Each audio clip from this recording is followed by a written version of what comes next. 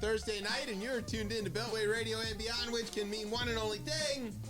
I gotta do my own bell. This is Chip Chat. Welcome to Chip Chat. I'm Chip. Who are you, camera? Well, technically, I'm Yeah, Bryan. who are you, Bryan? It's like what you just said. I'm the camera now. But, Yeah. But that's my name. Bryan, what was your white guy name this week on Kiki and Tone? I think they said 619 or something like that. 619? I felt like it was like when I'm Rey Mysterio. It was some hair wig color that Kiki mentioned. It was weird. I was They're running out of words. No, I think I know what she said. It was like it was a specific number for wigs. For a hair product wigs or something like that. So I was like, okay. So, but yeah, it's getting they're trust and believe they're getting interesting with the names. Yeah, they got to get creative here. Yes. So they've used up all the good ones. Yes, Now they're Seaman was weird. So yeah, you know where they're getting at with that one. Yeah.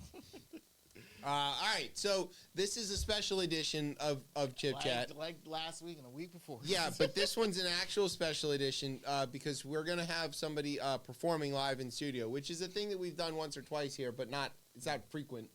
And so Vontae is going to be here. He's going to sing some of his stuff. We're hoping, he said his voice is a little on the fritz, so we're hoping that he's fully recovered, and told him, no pressure, not for this show anyway. So he's got new music out. We're gonna play some of it during the breaks. It's gonna be a lot of good stuff. And he's been here before, and the last time, well, we'll get to that. Your girlfriend's in the hospital, Bryan. Yes, it's sad.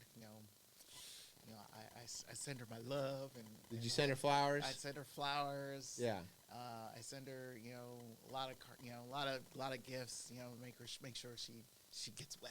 Yeah, it's she's suffering from something in the pelvic region, so I know you're very concerned. Hey, the downtown area is a little difficult now to get through, but yeah, the doctors are helping to make it work. There you go. Good job.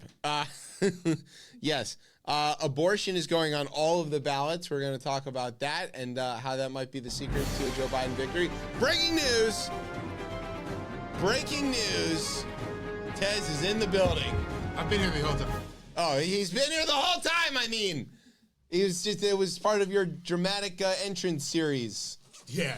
It's like 2 for 2 or 3 for 3. Yeah. I wasn't here last week. Sure. You were here. I was here, but You were digitally here. Here, take your bell. I felt weird having to. You've already rang it? Yeah, we had to.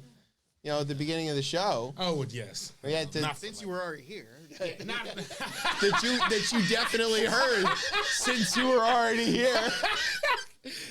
Okay, yeah. That's right. That's really good. Good way to call me out on that. Yeah.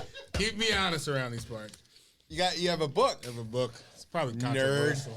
Is it controversial on this show? No. The two-parent privilege. Yeah, I have that. I had that. Yeah. So it's still a lot of work. Yeah, it is. I mean, is this book gonna make me feel guilty for being in a two-parent family?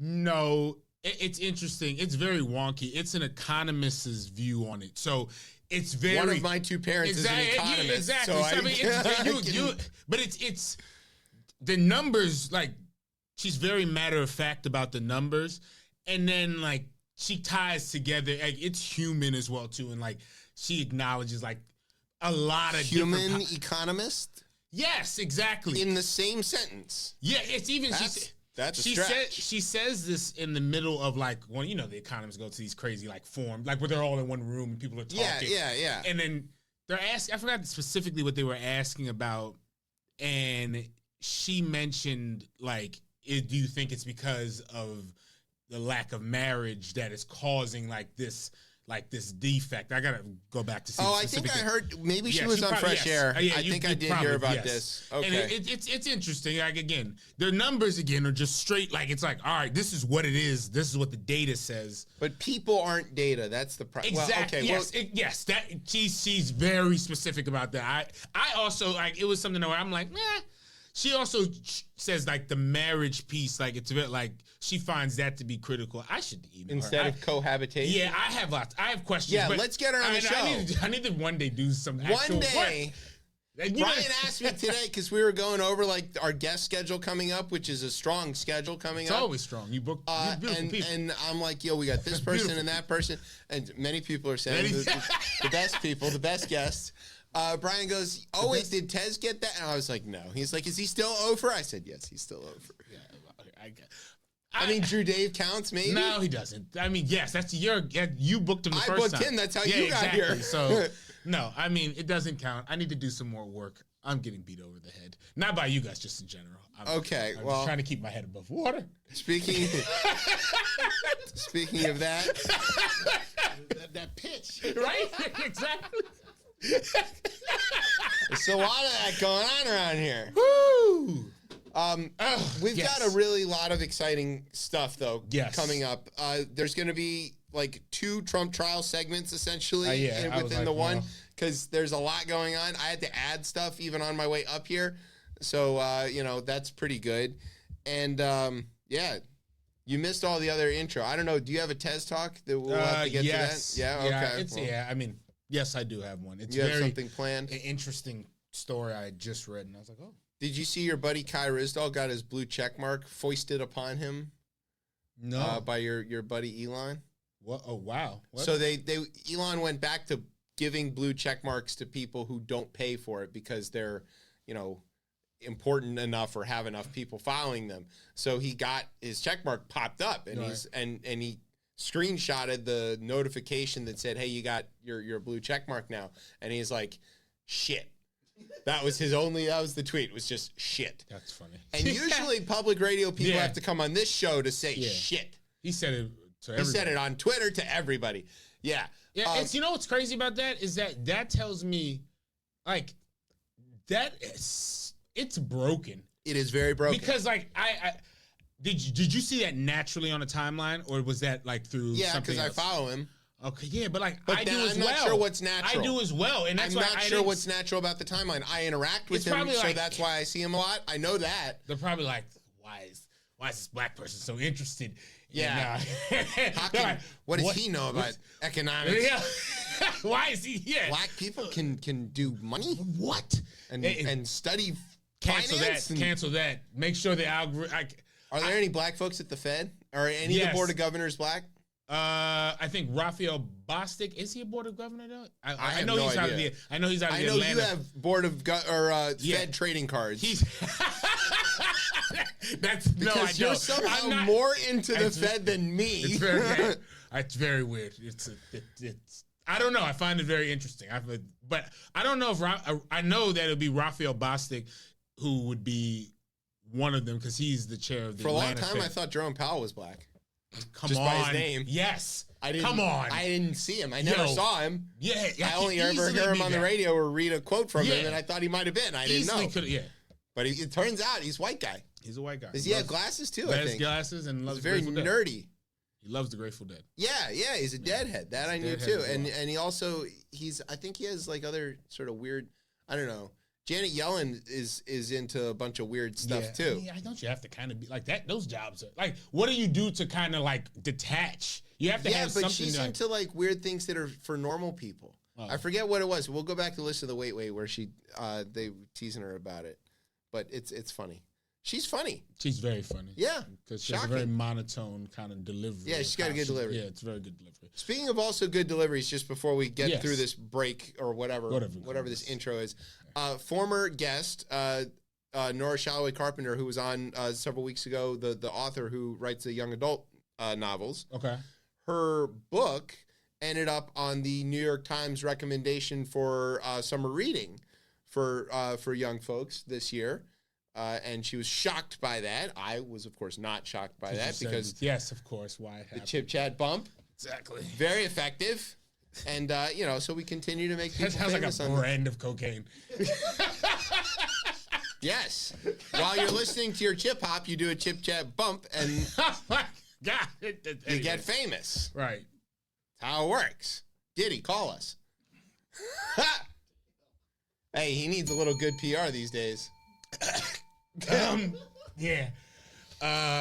I'm not touching that with a 100-foot pole. He likes the 100-foot pole. All right, you want a break? Do I have to have a word? Yeah, you gotta have a I word. have a word, which is just.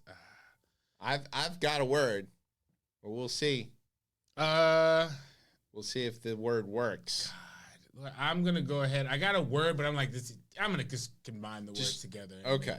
Because they're kind of this like one word. So. I'm ready. You ready? Yes, I'm ready. So sit back, grab some Bad Boys. It's Nashville time. You're listening to the best show, the only show, Chip Chat on Beltway Radio and beyond. Sweet.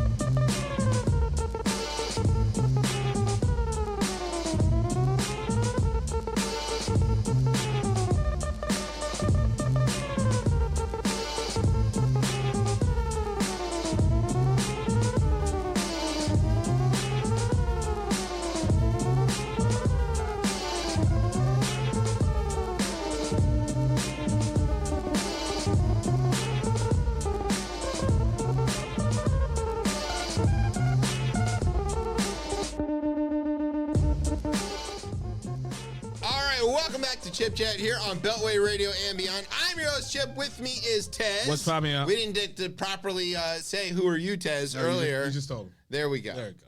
I know was you're here. I don't know yes, why. you were here, but I didn't why say that was we my didn't do it. error. I didn't address you when I saw you for no whatever clue reason. why we didn't do that. You're such a creature of habit. I don't want to deprive you of this Please, thing yeah. that it's.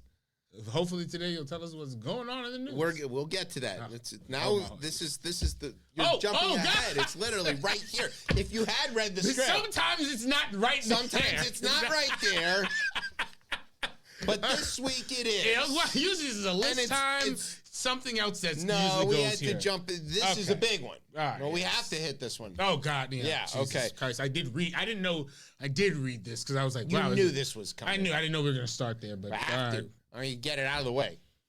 All right, so now we've come to the part of the show called The Rundown. This is where I tell you about some stuff that's going on in the news, which, if we were professionals, would sound a little something like this. From Beltway Radio and beyond in Washington, D.C., I'm J. Scott Smith, and this is the part of the hour where I tell you some stuff that's going on in the news. Shout out to Jay. Got down to that bridge real fast from Philly. Wow, right, insane. He was already there. That I did see. On, I tipped him off. Oh. I was like, hey, you might want to get down here. And he was like, yeah, I'm on my way. It's good. All right. I didn't do that. All right. This segment is called Don't Shoot the Paella Man. Now, for a lot of the world that is absorbing this story about the aid workers who were, I don't know how else to call this, directly targeted by the IDF, it seems, in Gaza. There's a hole in the top of the Of the trucks. truck that says it on says top World of Central it, Kitchen. yeah. Yeah, we'll get to that. like. This story is, for a lot of people, a story about a horrible accident at best. Let's just say that's the best case, ineptitude at the highest is the best possible answer. It's a story about aid workers. It's a story about, the famine and the danger for the people in Gaza. It's a story about the recklessness of the IDF and possibly worse. It's all of those things. But to us in Washington, D.C., this is also an intensely local story. Yeah. Because while the rest of the world knows Jose Andres for World Central Kitchen, we met World Central Kitchen when it was feeding people in D.C. during the derecho. Yeah. That's where that basically started. Yeah. The derecho happened, and he's like, who wants paella? And Jose Andres is our guy. Yeah. He's from Spain, but he is a DC guy. He lives here. Yeah. His restaurants are here. You've been to Haleo, I'm sure. Yes, We've all been. I mean, who has? I think if the Republicans had just eaten Haleo, they might fund Ukraine. But like, it's this hurts badly in a human way. But and I know this sounds like me being typical me and just like the ultra homer here, but it hurts bad in DC in a way that because we feel so helpless about this. This is our guy and we can't do shit. Yeah, I mean, he's done something that, again, like governments haven't been able to do successfully. He is filling the role the government is supposed to all around the world. And it's interesting too, because like with paella. I've always like regulation, but like there need but then there are times where things need to be like more like open, and I think the way that governments approach getting aid and like contracting, like everything's a contract in the government, isn't helpful. And I especially at the Times did like a huge like expose on him, and it's interesting to see that his approach is like, yo, I like what a chef does, right? I'm gonna go feed people. I'm just gonna go feed people. And and his ability to get his community to buy into that. Yeah. And for him to be able to flex like how his shit is funded is very like he makes personal calls and like he's like, yo, what can you do? Like and his operation is very as they quoted in there, is very nimble. How he's able to get into, he's done it in Ukraine, he did it here in Haiti is the big one, and like him empowering and thinking that like these communities prior to him going to war, these communities that are hit with disasters, they should be able to kind of have their own local cuisine, and that's going to be because it's like a good cooked meal, and like his philosophy around it is very human. He respects where he's feeding people. Right. He's not rushing in there with whatever he wants to make. He's rushing in there with what the people eat. As I heard, he learned from like the Haitians on how to make a Haitian style rice. Yes. And like, yeah, he's like, and like, that's like, it's super commendable. And like, then you get like to where we're at with, I guess, World Central Kitchen and what it's been able to do, and like what it takes for these folks to go into these specific areas, right? It's like, because like these are armored cars. Like, so if you're driving an armored car, 3 of the 7 people were security. Yeah, exactly. That's how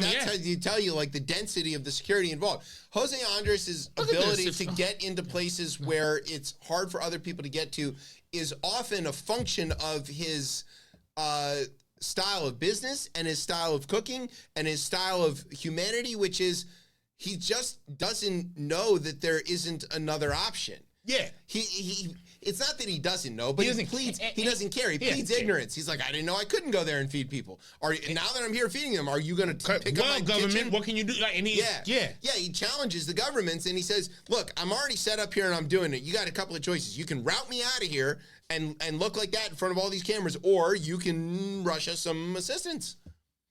So all that is to say, here's what happened.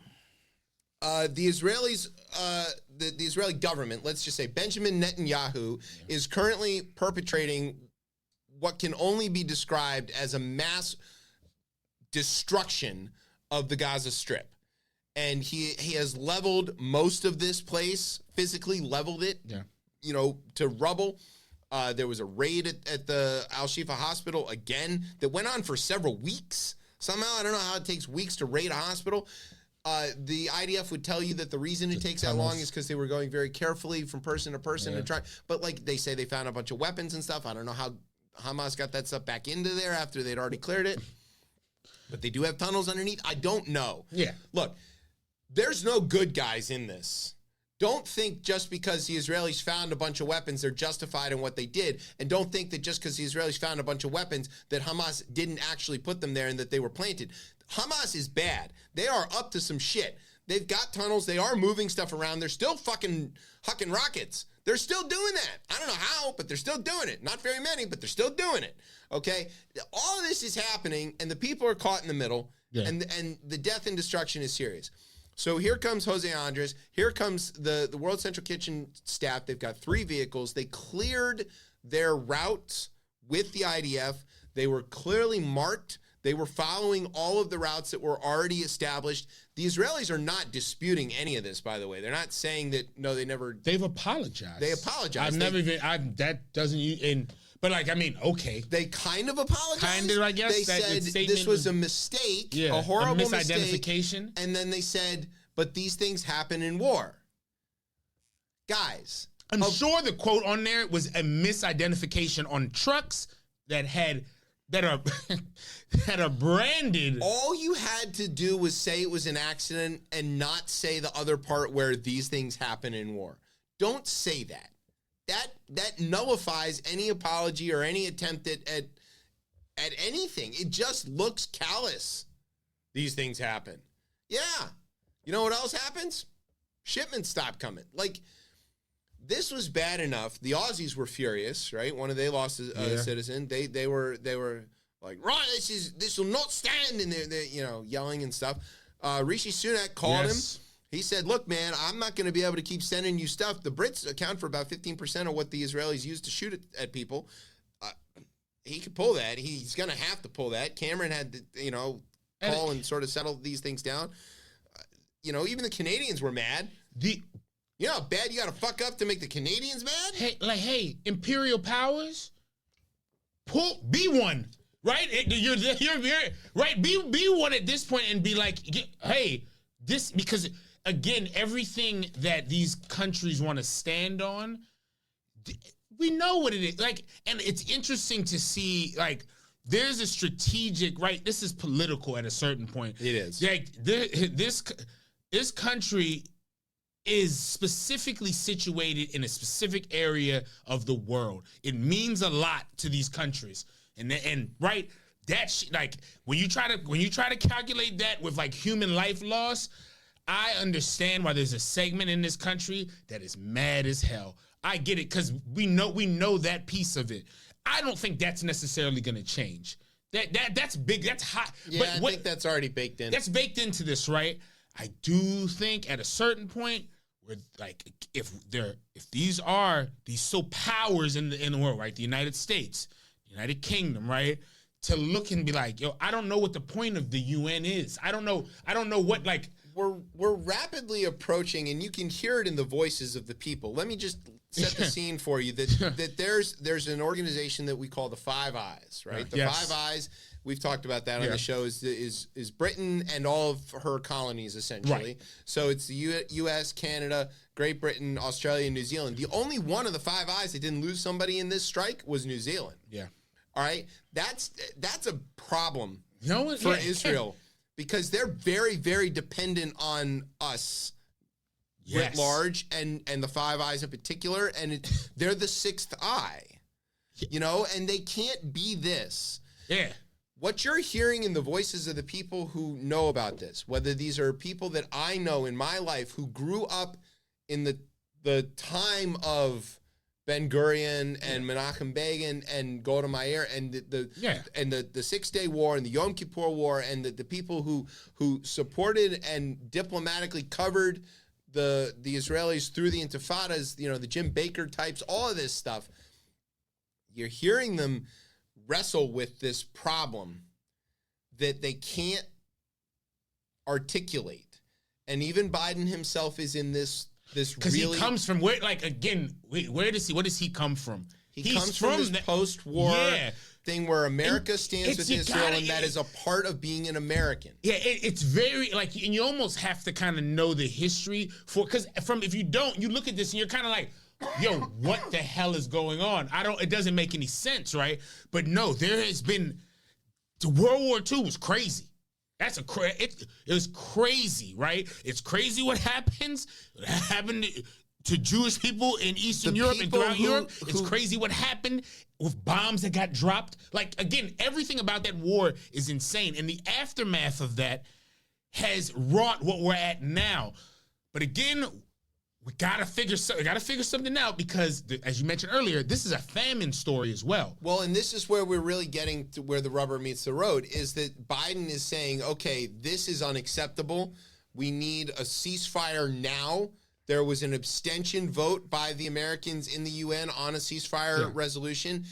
But at the same time, on the same day that this strike happened, another shipment of weapons left the United States to go to Israel. And there's nobody saying in the administration that that's on the table. What they are saying is they're nuancing this. Yes. They're saying we can't stop sending arms to Israel because they need them for things other than Gaza. Right. If we don't send the Israelis more weapons to replenish what got destroyed in Gaza, the Iranians will attack. That's what they're saying. They're not wrong about that. But hasn't there been in the past, and I want to say, God, I can't believe I'm uttering his name, and I'm pretty sure that he's the one that did it. Wasn't it Reagan who made the call at one point where it was like Reagan called Reagan and said, I don't like what's going on in Lebanon. You're making things, impossible for us, and the Marines got killed over there. Yes. And wasn't it? And I mean, there's sanctions that have been placed, but the weapons continue to flow. But I don't think Biden has had that moment yet. He had a call with him today. He had a call with him. You know what? And I've heard this floated around.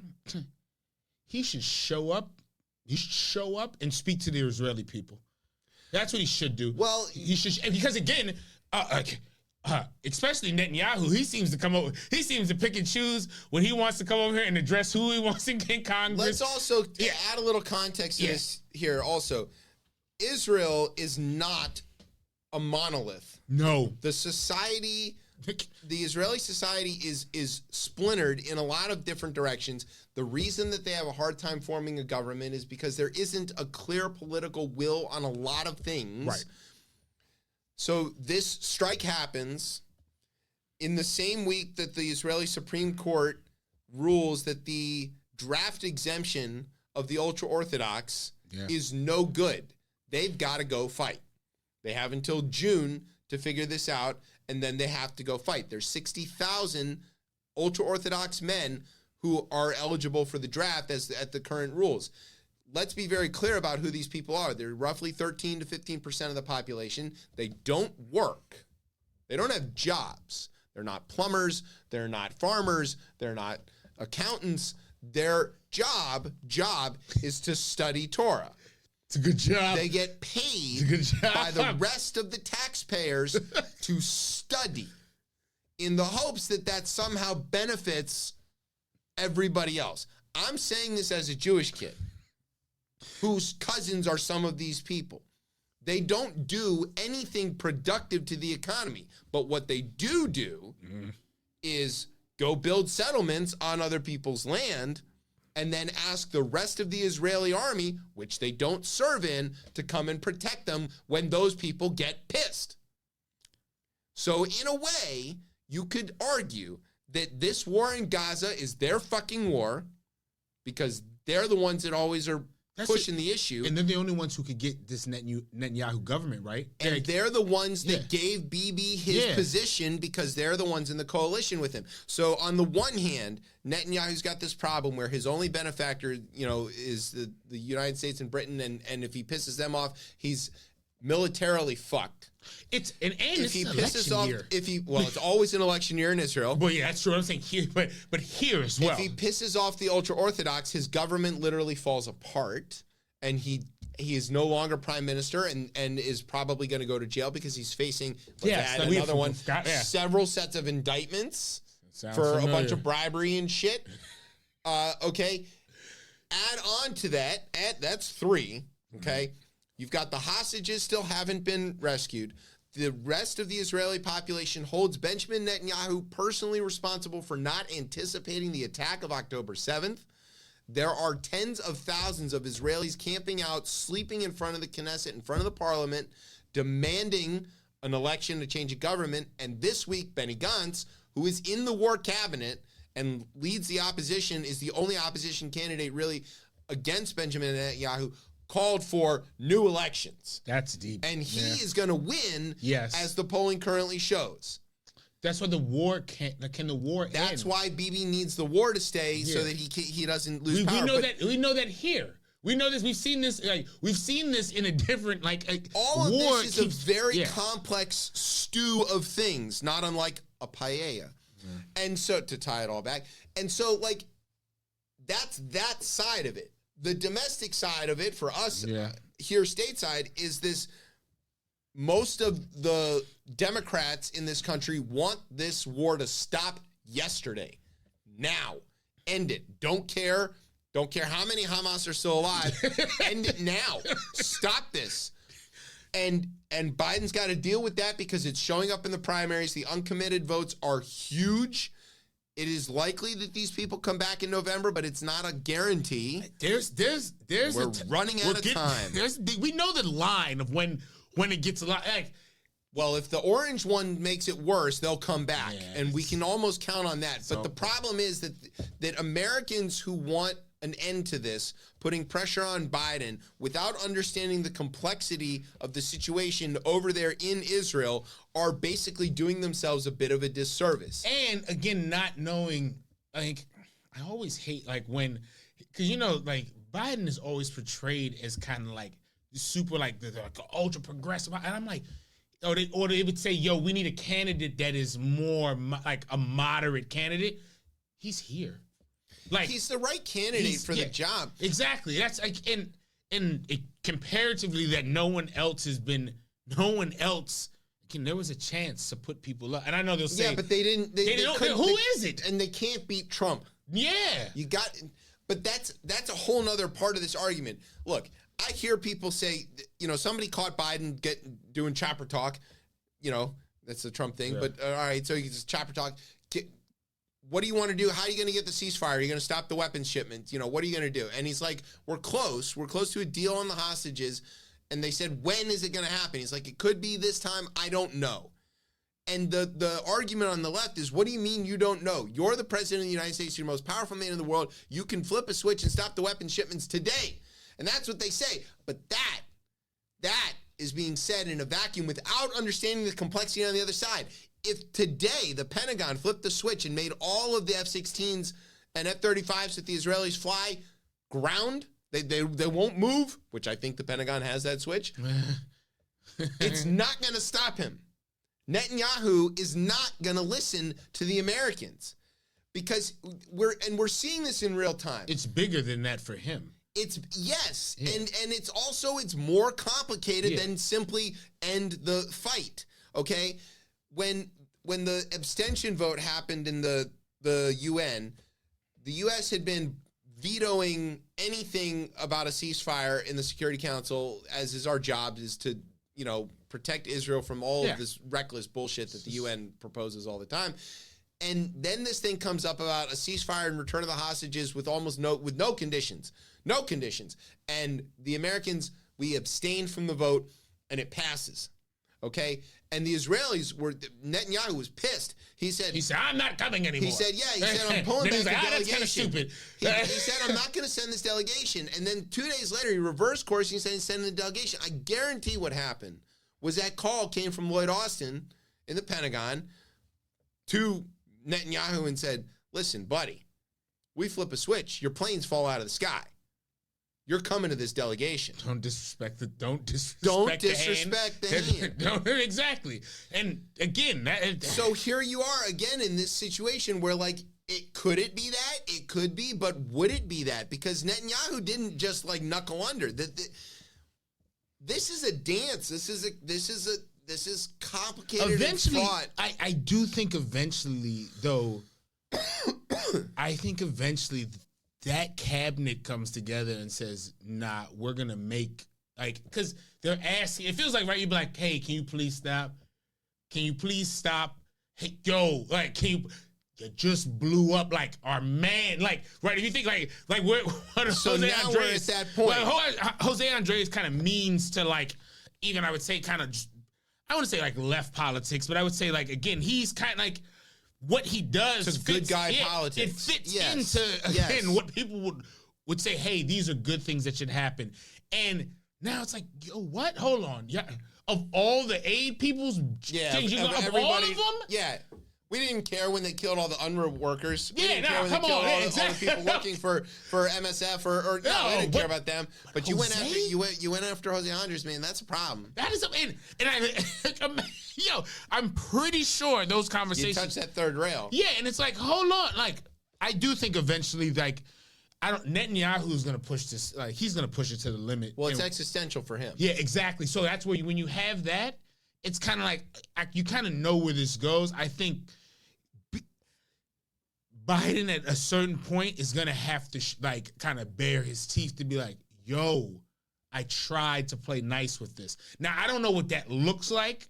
Yeah, I don't know how that conversation goes, but it's something like, I gave you as much cover as I could. You got to kill 35,000 of them. You've starved all of their children for a generation, and you've leveled their entire fucking country. You got to stop. And if you don't stop, I'm going to make you stop. Yeah. And that's how it's going to have to go. Because at a certain point, it can't happen because of optics, but what if UN troops go into Gaza? They can't. The Israelis won't let them in. They're going to shoot at them. That's crazy. The UN doesn't have troops. They'd have to get somebody to volunteer, somebody to send troops. They don't have like a barracks full of people. They'd have to be like, all right, who's ready for this mission? And the rest of the world is like, you want us to do what? March into Gaza and get between the cowering civilians and the IDF? Nah, the point that the Americans built, right? What if the Americans go in? That's alone. Nope, not doing that. Exactly. Put boots on the ground. That's not a thing. We can't do that. It's going to have to be something where we stop the technology or we stop the shipments. And look, and here's the thing as well, too. Like, we're thinking really small, and it sounds bad to say, but we're thinking very small in the situation. There is 10, 20, 30, 40 years that we have to think about now. What does the Gaza Strip look like? And to me, if it's all been destroyed, I think you might need to rebuild that shit as a second state. You have an opportunity. This is it. Right? This is your Marshall Plan. This is it. But what government... You need it. This government doesn't do that. There's a school of thought about this, about the day after, which people keep talking about, that says that this basically represents an opportunity. Is you'll let this happen long enough that it leaves enough destruction and thins out the population enough that it's governable, and then you get the Arabs to help support through civil society and through money something that looks a little bit like a real country, what that country looks like, because there's not really good examples of Arab democracies, and it's hard to imagine the Saudis supporting something that looks like an Arab democracy, but but in any other place, that's where America comes in. Yeah, so maybe, that's what the Americans sort of administer has to be the lead on civil it. Society aspect of it.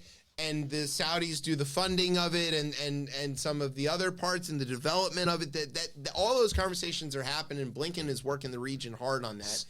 The Gulf Arabs are very interested. At a certain point as well, too. If that happens, someone has to protect them, right? Because again, that gets to this. No one's about to have, but. You're not letting them. If this a two-state happens, that second state isn't going to have an army. We know that. We know that. If you look at the West Bank as your example, right. Is that the Israelis basically said, you can have a government, we're going to be responsible for security. And for the last 35 years, since 1994, or 30 years, I guess, since 94, the PLA, or the Palestinian Authority, whatever they're called now, have basically agreed to this situation where the Israelis do their work for them in terms of the security, and they get to remain in power. And they haven't really done anything for the people while they've been in power. There hasn't been much of a improvement in security situation at all. As a matter of fact, it's getting worse and worse and worse.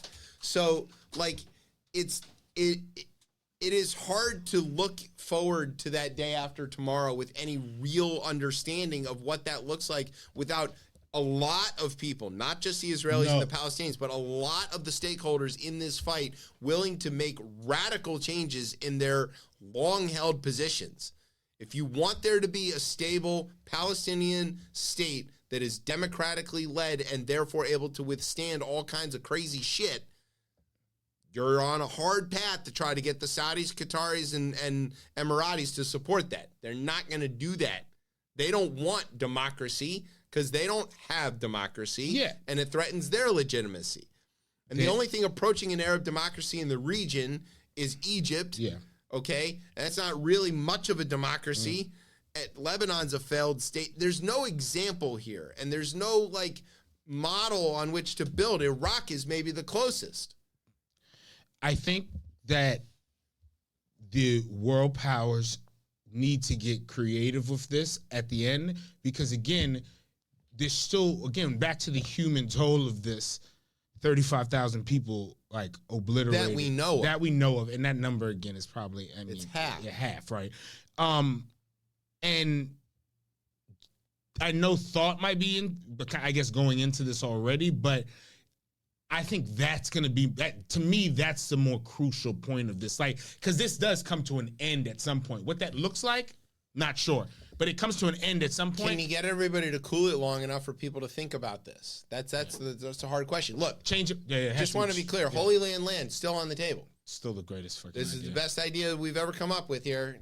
I didn't even come up with it. Rich came up with it. That's but a great the idea is still there. If y'all can just like chill the fuck out, trick these people to come here. you're gonna make a lot of money, and Everybody- everybody's gonna have hummus, and there's no reason to fight. yeah, I'm telling you, that is still the best idea. You know, you it's could be easy. like, hey, Morty, why did we used to fight? I don't know, Maddie. That seems kind of stupid now that we've got all this money. Why don't we go play video games? Sounds like a good idea. You know, you really hope at one point, like I don't, in my lifetime, I would hope that there would be a generation of people that'd be like, yeah, this was wild what we used to do. I hope. When I become benevolent benevolent dictator. Yeah. All right, so speaking of bombing, Oxymoron. you're the oxymoron. Speaking of bombing, Trump's got a company now. This is all right. This is the insane. funniest thing This is I've ever foolish. seen. It's really foolish. But you know what? He's good with the grift, man. Like if there's one thing he can do well is He come can up with steal a from grift. his people. Yo, he got it. He's whether it's- excellent at it. Whether it's fund the wall through Bannon to Build the wall. and like this one, Truth Social and. So he has this fake Twitter called Truth Social. There's about 7 people using it. That's like the actual numbers. Same amount of people who listen to this. Yeah. And he did this backdoor IPO thing that they call SPAC. it the SPAC, the SPAC, where there's a company that's publicly traded, but it doesn't do anything. Nope.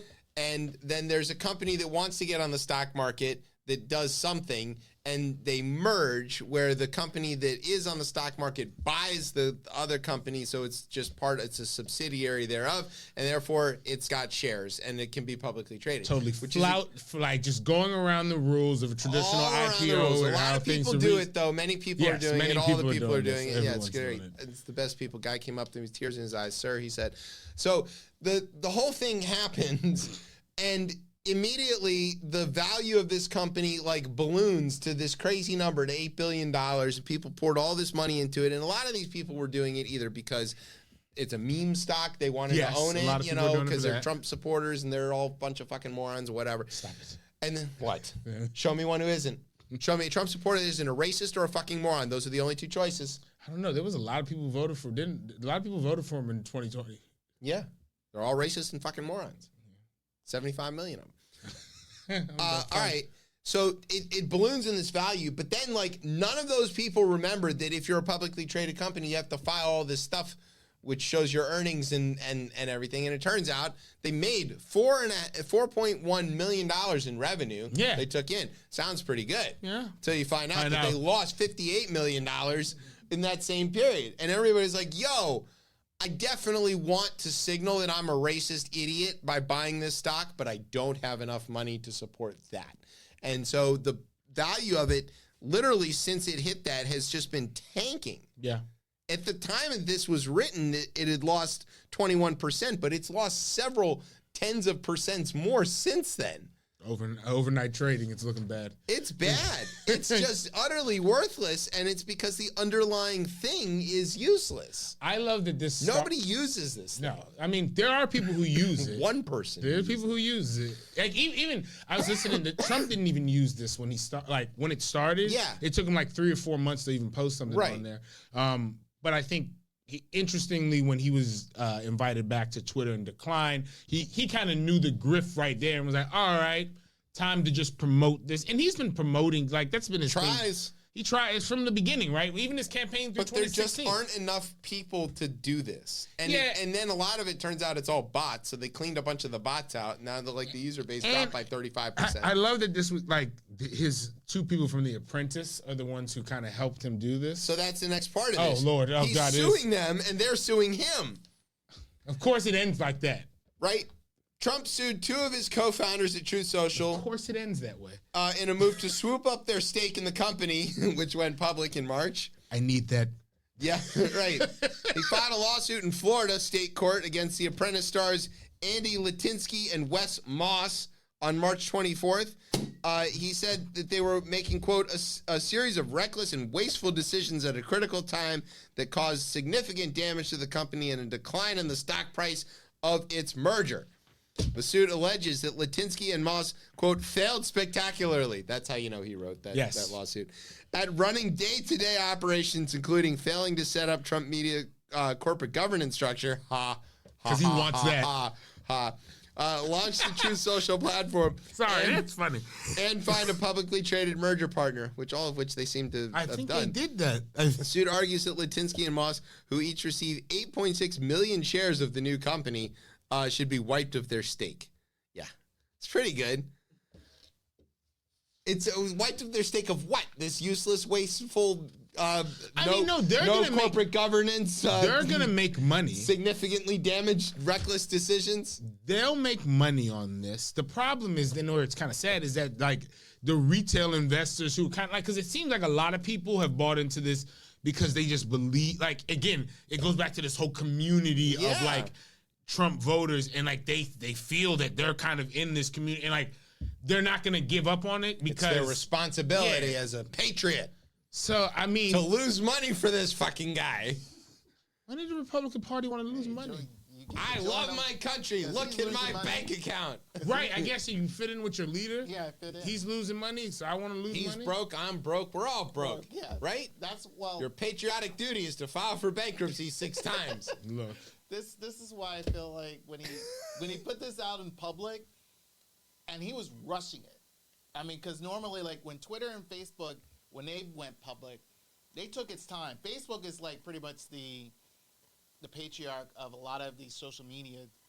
Yeah, it did it well. They had an IPO. No, if you they had an IPO. A regular way the regular people do this. But they had there was a lot of hiccups because I was part of a lawsuit for how Facebook put itself out there.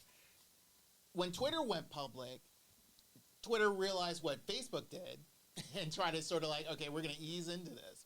I think Trump, this was like based off of what he's going through now with the trials. He's losing a lot of money through it.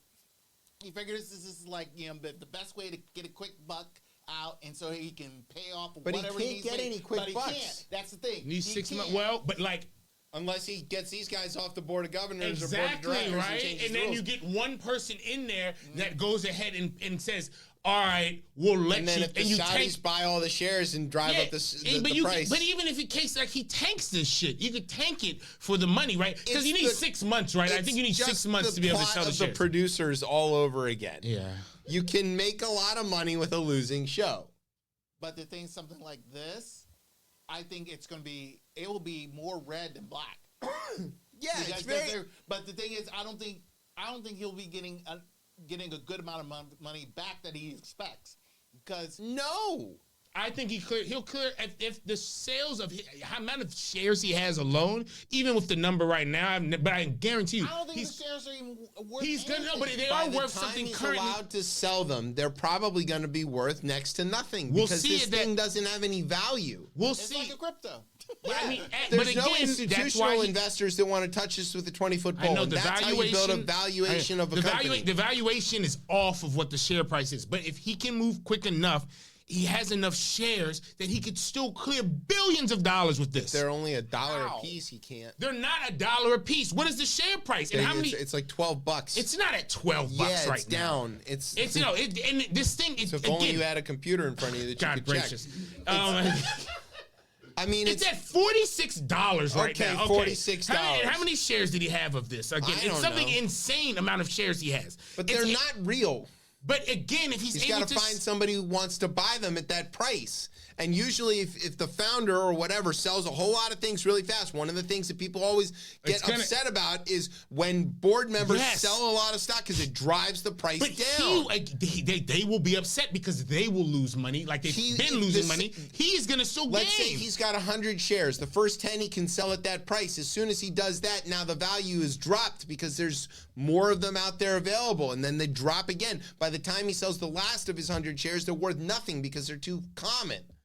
That's how that works. We need what we need Dan Aykroyd and Eddie Murphy to help us come in, buy all these shares, and then drop it down and raise it back up again. He has 78.8 million shares of this company. Yeah, but if he tries to sell 1 million shares of it, even at $1, how much is that? $7.8 million. That's $78 million. That's a lot of making. He owes New York $500 million. We're saying if he sells it at $1, he is going to come out on top on this. Again, he's grifted his people again. If he sells 1 million shares of it, the price of it, whatever it's at, is going to drop like drastically. Yes. So that the second million he tries to sell will be at half the price that he sold the first million for. Let's say it, I don't see, again. If you sell a lot of shares of something quickly, it tanks the value of it. And but how fast is he gonna? You can't move it fast enough because the computers are faster than you. So the second it goes, it starts to drop. You don't think that his believers will stay into this still longer? Like, do you not? I don't even know if there's a mechanism by which you can buy shares at a price above what they list at.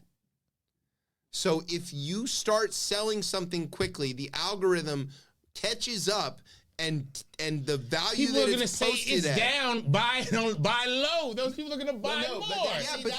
That's why he's going to get less money. That's why. If I set a limit buy to try to buy this thing at $100 and the value of it's $7, it'll never buy. Correct. Yes, but not those.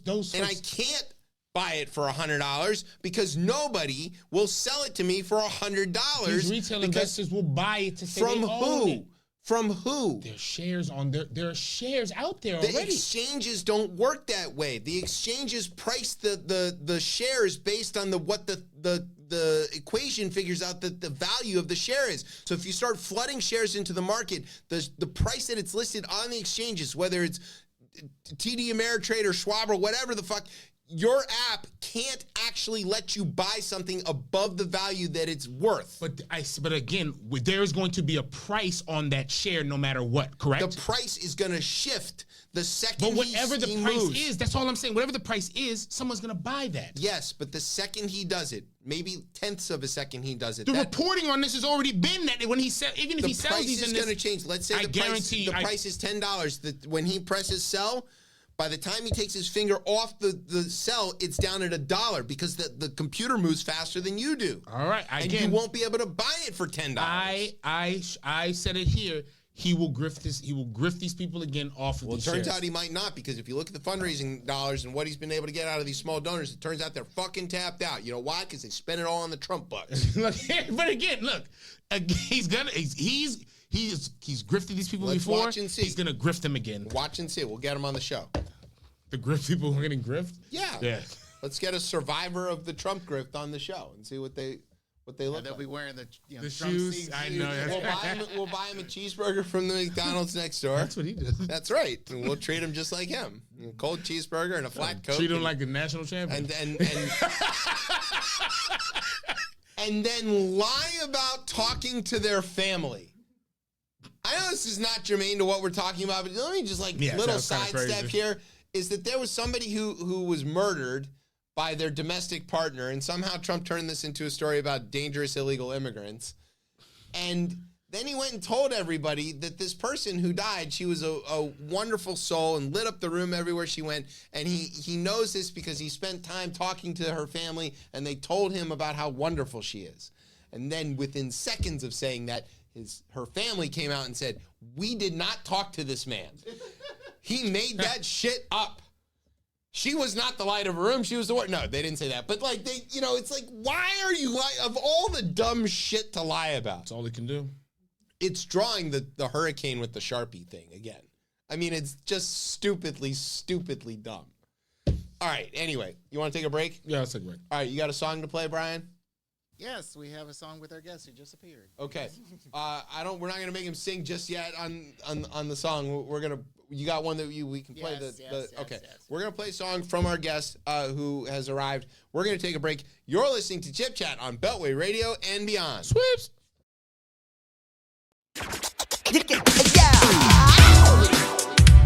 Man, what's the deal? What's the deal with all of these relationships? Can nobody stay loyal? Can nobody stay faithful? Man, I'm tired of it. I'm sick of it. I can't take it no more. Damn. Spend the night, baby, stay with me. Give me time, and your loyalty. A million guys, will you choose me instead? Fall in love and show me you don't play no games. Burning desire like a moth to a flame. You broke my heart when you walked out that door. 'Cause one night stands are never meant to be anything more. There's gotta be more. There's only so much your heart can take. There's gotta be more than that. Relationships and heartbreak. I'm searching for love. I'm looking for something real and true. Can't settle for less if you ain't the best. So pass the test, give it a rest. Fuck that. Played the games and now you wanna make it. Such a shame, I really hate to break up. So tell me what's the deal? Could've been forever, couldn't keep it real. Shit, I'm way too high, I'm way too fly. Tell me, was it all a lie? You could've had anyone else, so kept the lies to yourself. Had to say bye-bye. 'Cause I can never share with another, and I ain't no part-time lover. Been through this game before, don't wanna play it no more. Tired of giving up my heart, I won't give it anymore. There's gotta be more. There's only so much your heart can take. There's gotta be more than that. Relationships and heartbreak. I'm searching for love. I'm looking for something real and true. Can't settle for less if you ain't the best. So pass the test, give it a rest. Fuck yeah. Hey yo, you know I had to write this song about you. So if the shoe fits, well, you know what they say. Wear it, motherfucker. Now you thought you could lay with me, play with me, and not stay with me.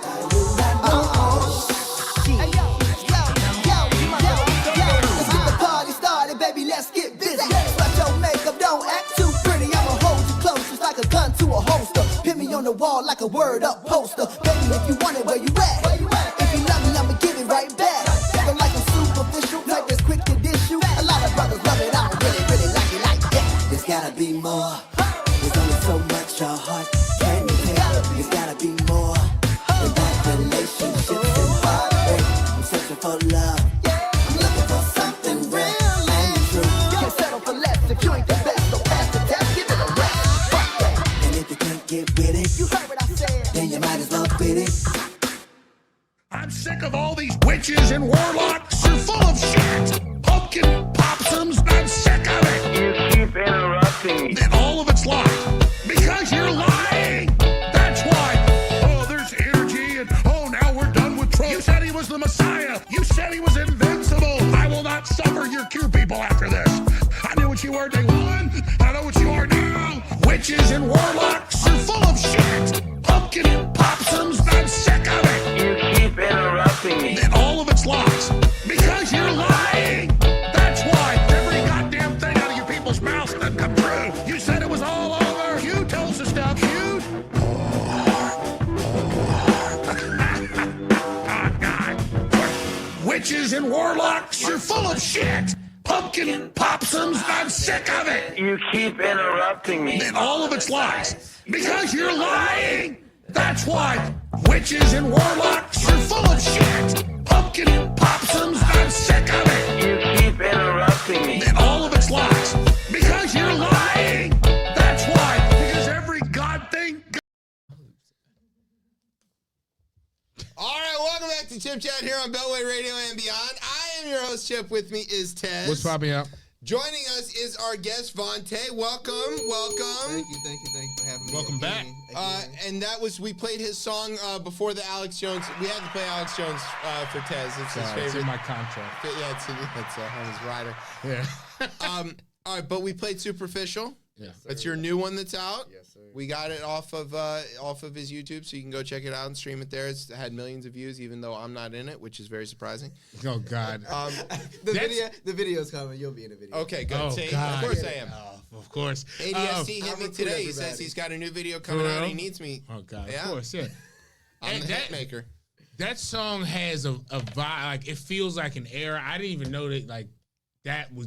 Folks made music still existed. like that. I ain't like listening to that. I was Don't like, read damn. ahead. Oh, There's shit, a all right, whole all right. question Let me be about quiet. that. Let me be here when we quiet. get to the You interview know, I with haven't. her. Yeah, I got this. Just when I heard it, I was like, damn. I was like, that feels like.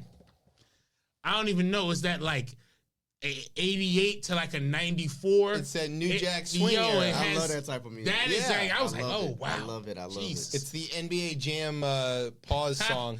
Oh Lord, God gracious. Anyways, You know, there's this like crazy story about it's a Stravinsky chord that is that's- that oh, sound that comes when it comes then on. gets turned into every Everything, sound. yeah. And there's this whole I'll find you the Radio Lab about it. It's really cool. All right. Before we get to the full interview with you, Yes. we just want to get on to a new segment. This is called Ballot Time. Ballot time. Okay. It is ballot time. It's a ballot time. There you go. Now Yeah. you're catching up. There we go. So the basic idea here is, I don't know if you know this, the country is in peril. And if Donald Trump wins, we, meaning people who look like us and are ethnically us. I think a lot of people don't understand what that word is. Peril. I think you got to give them the definition. Trouble, danger, serious, Imminent fucking danger. danger. Yeah, we are at a crossroads with the devil, Yikes. which is a nice way of saying Donald Trump could be president. So, we need to make sure he doesn't get to be president. Which And one of the things that we can do to make sure that he doesn't be president is give people who are maybe a little apathetic about Joe Biden a reason to come out and vote in November. yeah. Vote. Yeah, Please. don't boo, vote. Vote. But what we have learned There's an issue. is since Yeah. SCOTUS One issue that did brings the him out. thing and overturned Roe in the Dobbs decision, there seems to be, to no shock of anybody, I mean anybody I know, No. that a response. The reason that MAGA Mike's got a one-person majority in the House right now, it's abortion. The reason that Republicans did not get their red wave, it's abortion. The reason that Republicans are losing seats in districts that they otherwise should win in special elections, it's abortion. And I don't know whether you support it or not, and frankly, I don't care. But the reality is that the majority of this country supports there being at least some access to abortion. Yeah. And so there are several states that are moving to ban or make it even harder to get abortions. And those states are now also, there's 11 of them, finding out that the people ain't about that shit. There's ballot initiatives all over the place. And let's talk about two of them. One of them is in Florida, our favorite state to hate. Yeah. So in the home of Matt Gaetz, there was two things that happened in basically simultaneously on the same day. One was the Supreme Court of Florida, which just visualize what you think that looks like. Nine alligators. If it's 9 alligators with mullets wearing wife beaters, that is correct. Exactly. Exactly. With cases of Natty Light on the bench. 9 alligators. Yeah.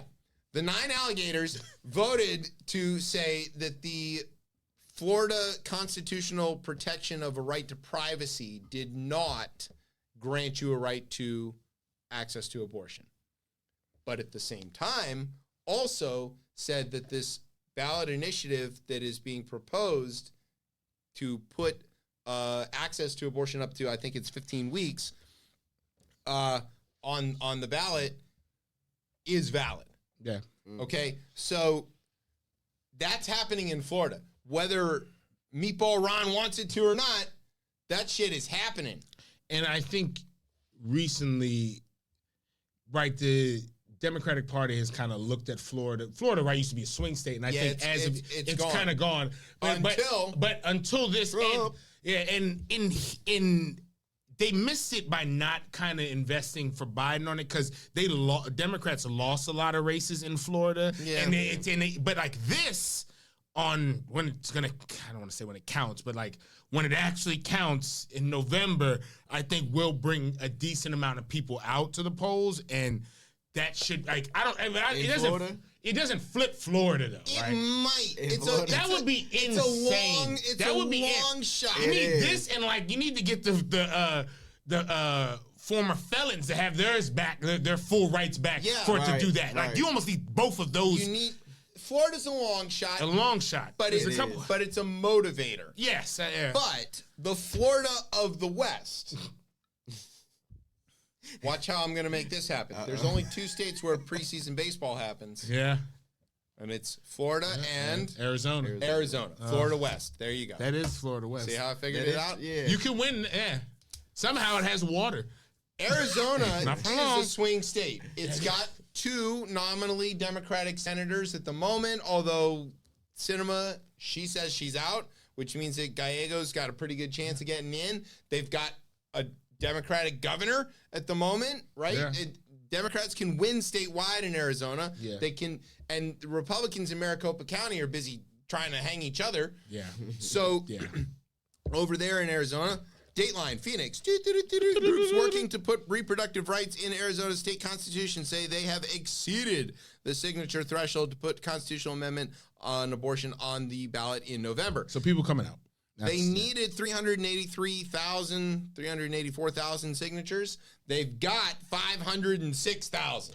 And if you translate that into votes, right, that's a lot of people hitting the polls. So will they actually get up and do it? If they did this, I think if you went to sign this, there's no way in hell you're not going out to vote. It's an indication of motivation. Yeah, because people don't hate trying to get people to sign petitions. But how did they sign up? Did they go door to door, or did they actually get up and go somewhere or someone's outside at Arizona Trader Joe's or shit? That's right. Like, yo, it has to be a physical signature. Yeah, it has to be. Okay.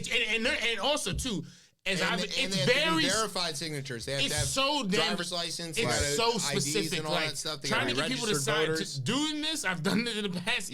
Petition drives are hard. It's hell. Like, I should stop and talk. I try to stop and talk what I can to them because I know it's a very difficult job. And I want to know the ages too. Like what age? We don't know a lot of the details about that. I think it would. I think it would run the gamut though, from young to old though.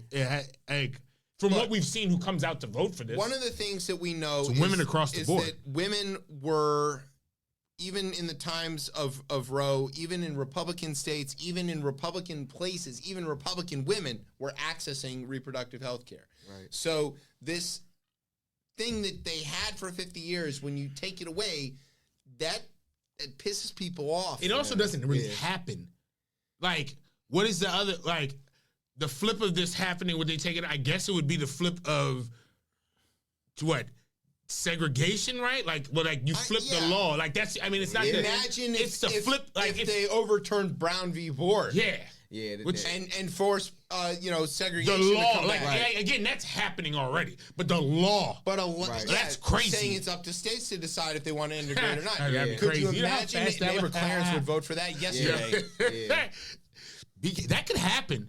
It could happen. That's the thing. That's why the overturning of this is insane. So that is essentially what happened, and it's causing riots in the streets, and it's causing riots in the ballot boxes. Yeah. So there's 11 states that have ballot initiatives on the ballot in November about abortion to either make it a law or a constitutional amendment to protect it and stuff like that.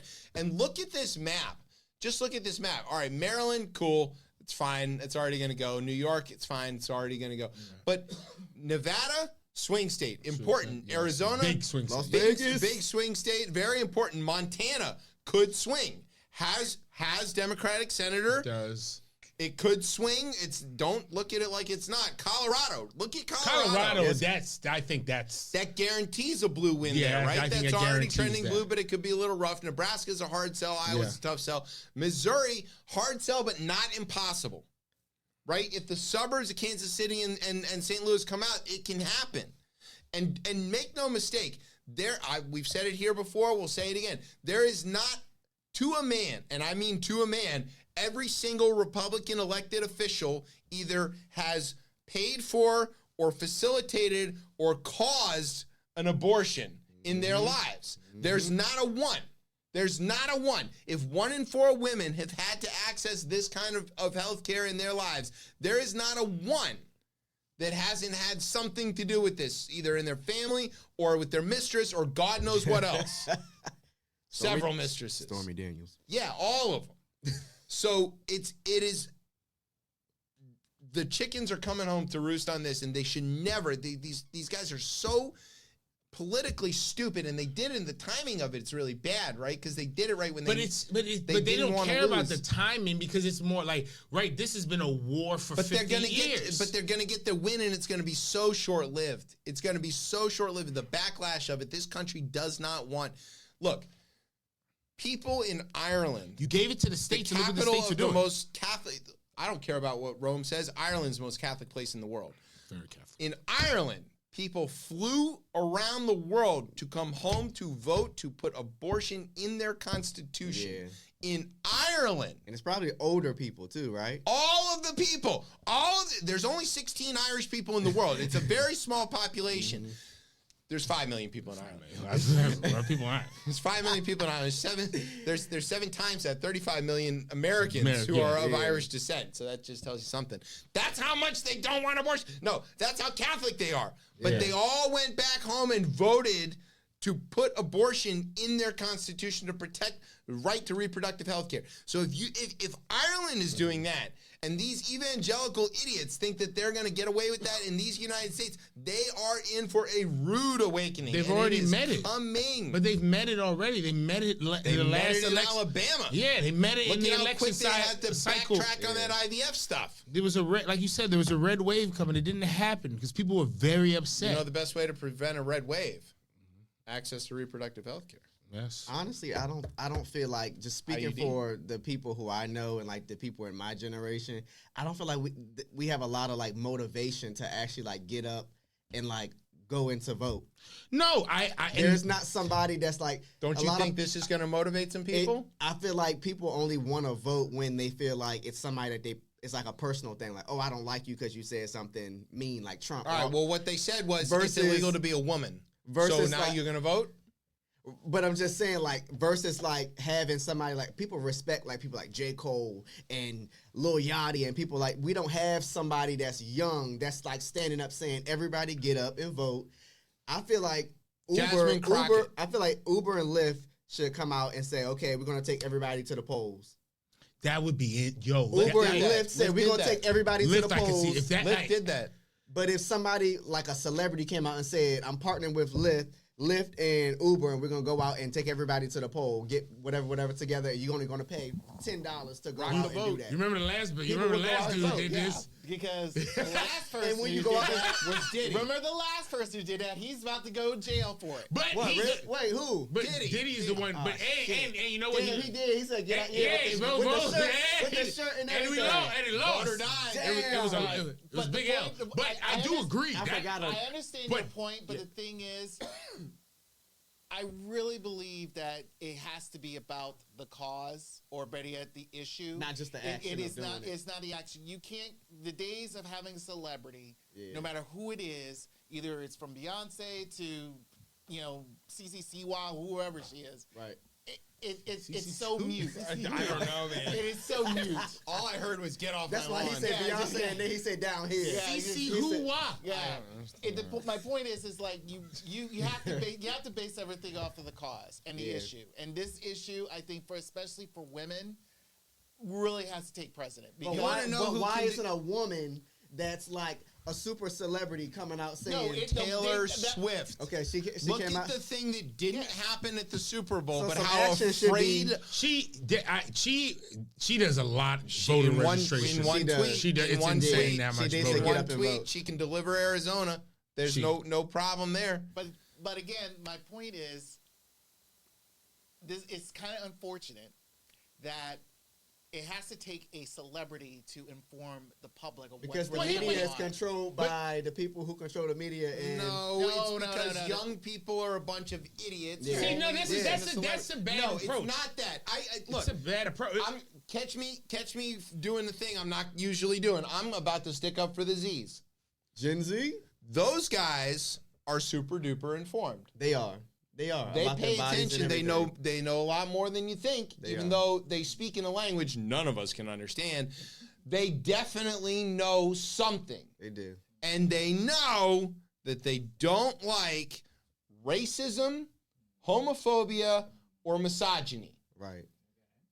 They will tolerate a lot of other. They're also not keen on late stage capitalism, but they're somehow willing to participate in it. I mean, but they're like, but they like, yo, I'm not about to work around the clock. Right. Right. And I was like, yeah. Right. They're not If working you around the think- week. If you think our parents and their rock and roll and their opposition to Vietnam and stuff was a real watershed moment, you have never seen a generation shift as far left Yeah. in these United States Yeah. as the generation coming right behind us, and they are fucking motivated. Because they went and laid out in the streets. They in are. DC. They I mean, the place they see what's going on, this planet burning up. I get it. And they're not even willing to engage in the debate on it. They go, climate change is a problem and Right. we are fucking worried Yeah, about it. And if you that's go, it. well, what about this thing in the windmills and they cause more damage and they kill they go, shut the fuck up, get out of my way. Exactly. You're burning my rainforest. Exactly. But I think though, for the youth, like being captivated by a candidate, because you talk about a celebrity. Yeah, there's I no think JFK coming. The candidate almost has to not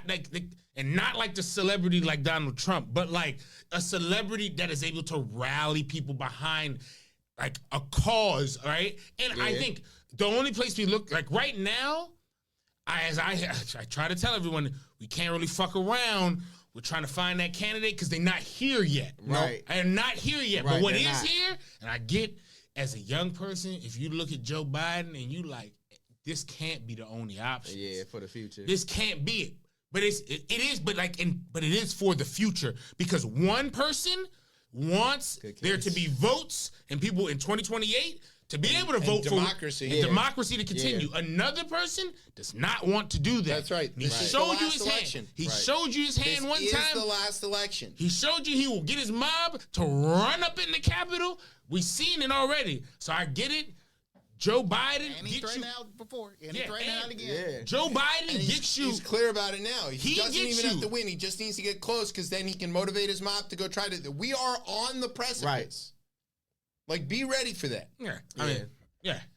I have seen Biden switch up his social media presence. I don't know if Huge. y'all have Yes, noticed it- that. yeah. How he's turned it around to kind of like The dark Brandon stuff is great. I mean, Yeah. look, the people who are running this.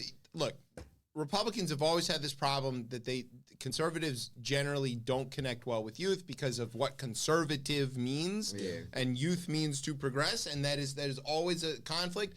They are at the absolute bottom of their game when it comes to running social media Right. versus what the Democrats can muster because they can get 22-year-olds to run their campaigns and all that kind of stuff. But there are people who can move the needle. Taylor Swift can move the needle, and she literally did nothing except attend the Super Bowl, and the Fox News universe lost their ever-loving mind over a thing that didn't even end up happening, but that they predicted and caused them to have a conniption. Beyonce can move hundreds of thousands of people, millions of people to vote in a single utterance. And I don't think there's any question about which side of the world Beyonce sits on. She sang at Obama's inauguration. right. Right? So like if we need to this She is even an had a rally all of for the above Hillary. approach.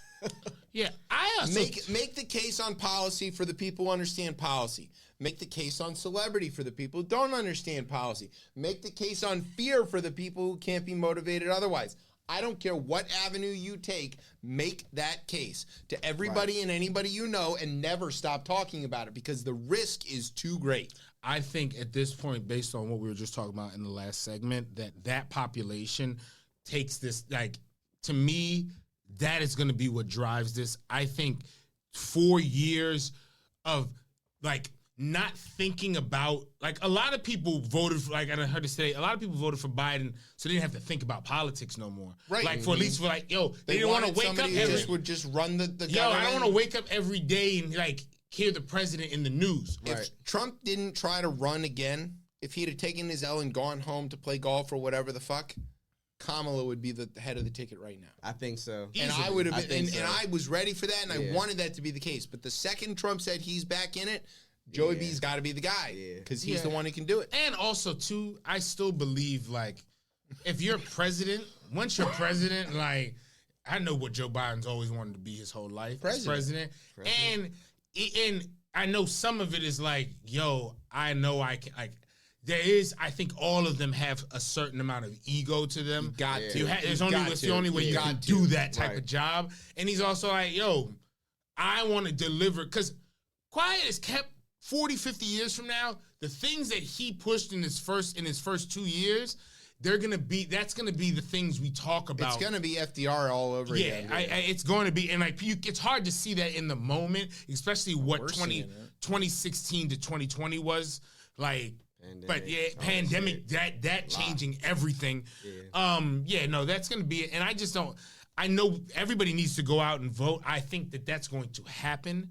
And I'm very interested to see where this campaign looks like after the conventions. I'm very interested to see what. But we know that older people, I'm gonna say, maybe from 45 and up, are going to vote. Most of them are going to vote. Like it's their fucking duty Yeah, to they're vote. gonna vote. People who are like 30 and under, how are you gonna get them to vote? That's what I'm. Well, I one of the sadly- things that you should remember is that people at 40, Yeah. that includes a lot of millennials, Right. which is Now- the largest generation. Right.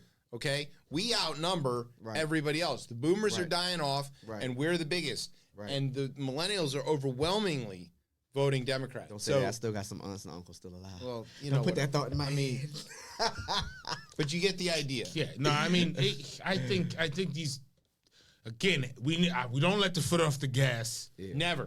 Can't let the foot off the gas. But I think we'll be like, like the American people, because we're talking about I think the American people can. There's enough of them again that clearly see. Just don't be the Atlanta Falcons. Yeah. Oh God.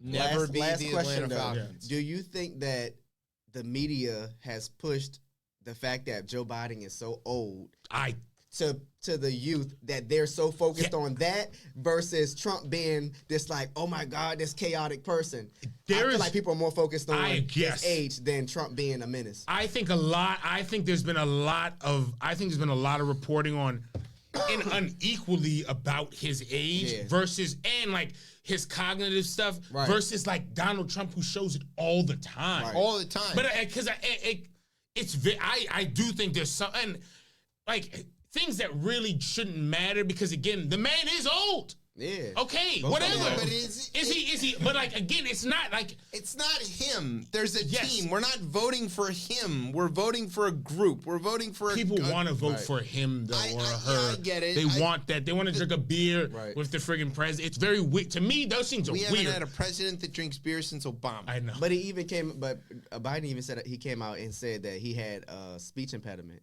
So Well, that's we not know he has just a that. stutter. Yeah. You know, it's I think actually the attacks on Joey B for being old, they're not exactly legitimate. And they're not even attacks. It's just a mention of It's it. just too. talking about it. talking- But you know what? I kind of like when it happened, because it happened early enough in the discussion, and It it's set him up for the State of the Union It's going to to be- peter out. And he look, cleared it up though. He definitely he does. talked as clear as another day. old guy, I'm not that old, but as another old guy, one of the things that he does How'd really you do well, it? he does really well with this. He handles it the way that you should. Watch that tape where they interviewed him about the Easter egg stuff, right there, the Easter egg roll over the Oh, I weekend didn't see on that. Monday, On Monday, right? yeah. And they go, "Oh yeah, you know, the attendance is really good, and this is and Dr. Jill lands this bad joke about education and all this kind of stuff." And Al Roker goes, Yeah, this was started by Rutherford B. Hayes, and unprompted, Joe Biden just jumps in. Yeah, classmate of mine. Like you're playing on him. It's funny. It is right. I do like that he's doing that. He's good. I like that. That he's is doing how that. you handle this, and he has been doing that. Joe Biden has been old for 35 years. Right. Brother B. Hayes is That's funny. It's insane that he chose that. But that's when. Okay, the Easter egg roll was started by Rutherford. It was, Rutherford B. Hayes. Hard name to say. It's a very hard name to say. Okay, and Joe Biden. We're not making Rutherfords no more. Yeah, we're not making that a many. lot of Rutherfords. Rutherfords is over. And Biden was like, yeah, classmate of mine. Like that's how you just neutralize this stuff. Right. It is what it is. We've been making fun of Bryan being old since the 1890s when he was in high school. Okay. Bryan was the first person on the radio. He was Marconi's original producer. That's how old Bryan is. But he handles it very well. Yeah. Mostly because he doesn't have hair. So that's a good trick.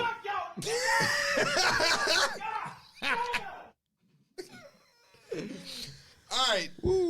So with all that being said, do you feel like singing anything? Okay, well. All right. There you go. I could try. You don't have to. Like I was telling you, I've been going through this allergy thing, so I don't know if my.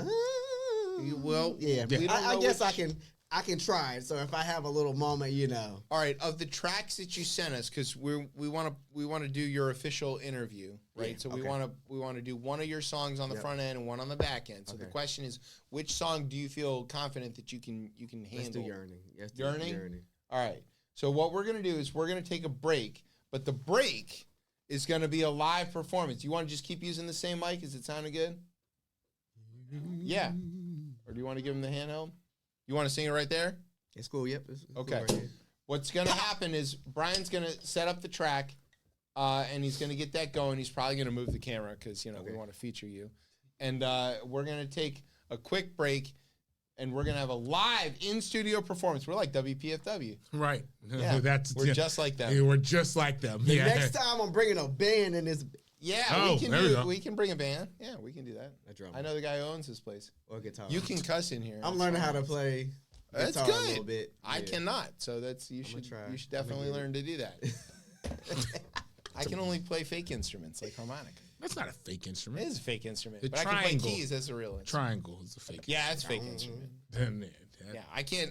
But you look cool playing a guitar. Wouldn't block a tambourine. Yeah, I got several of those. That's you can get loose with that. You can get loose with the tambourine. You can get triangle, wood block, fake. All right. You got the track. We were stalling for you. You got the track lined up? I'm good. Oh, okay. It's 11 o'clock. All right, we're going to take a break. Definitely good. You're listening to Chip Chat on Beltway Radio and beyond. Sweeps. Yearning, my latest single. One of my latest singles. Hey. Love me, baby. Touch me, baby. When I get that yearning feeling, hey, come over tonight. Baby, come get closer. I'm ready to go. Erupt my emotions, ready to explode. Hey, touch me, please me, love me, need me. I want you obsessed with me. Hey, hey, darling, call me, tell me you want it. I want you to never leave. Obsessed with me. Need you like my lungs need air. Without you, I ain't breathing. Hey, what is life without you here? Why? 'Cause you're the only reason. Submerge me in your love, don't stop until I drown. Hide me in your arms, never let me be found.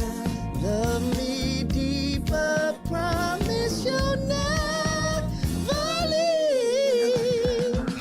Touch me, please me, love me, need me. I want you obsessed with me.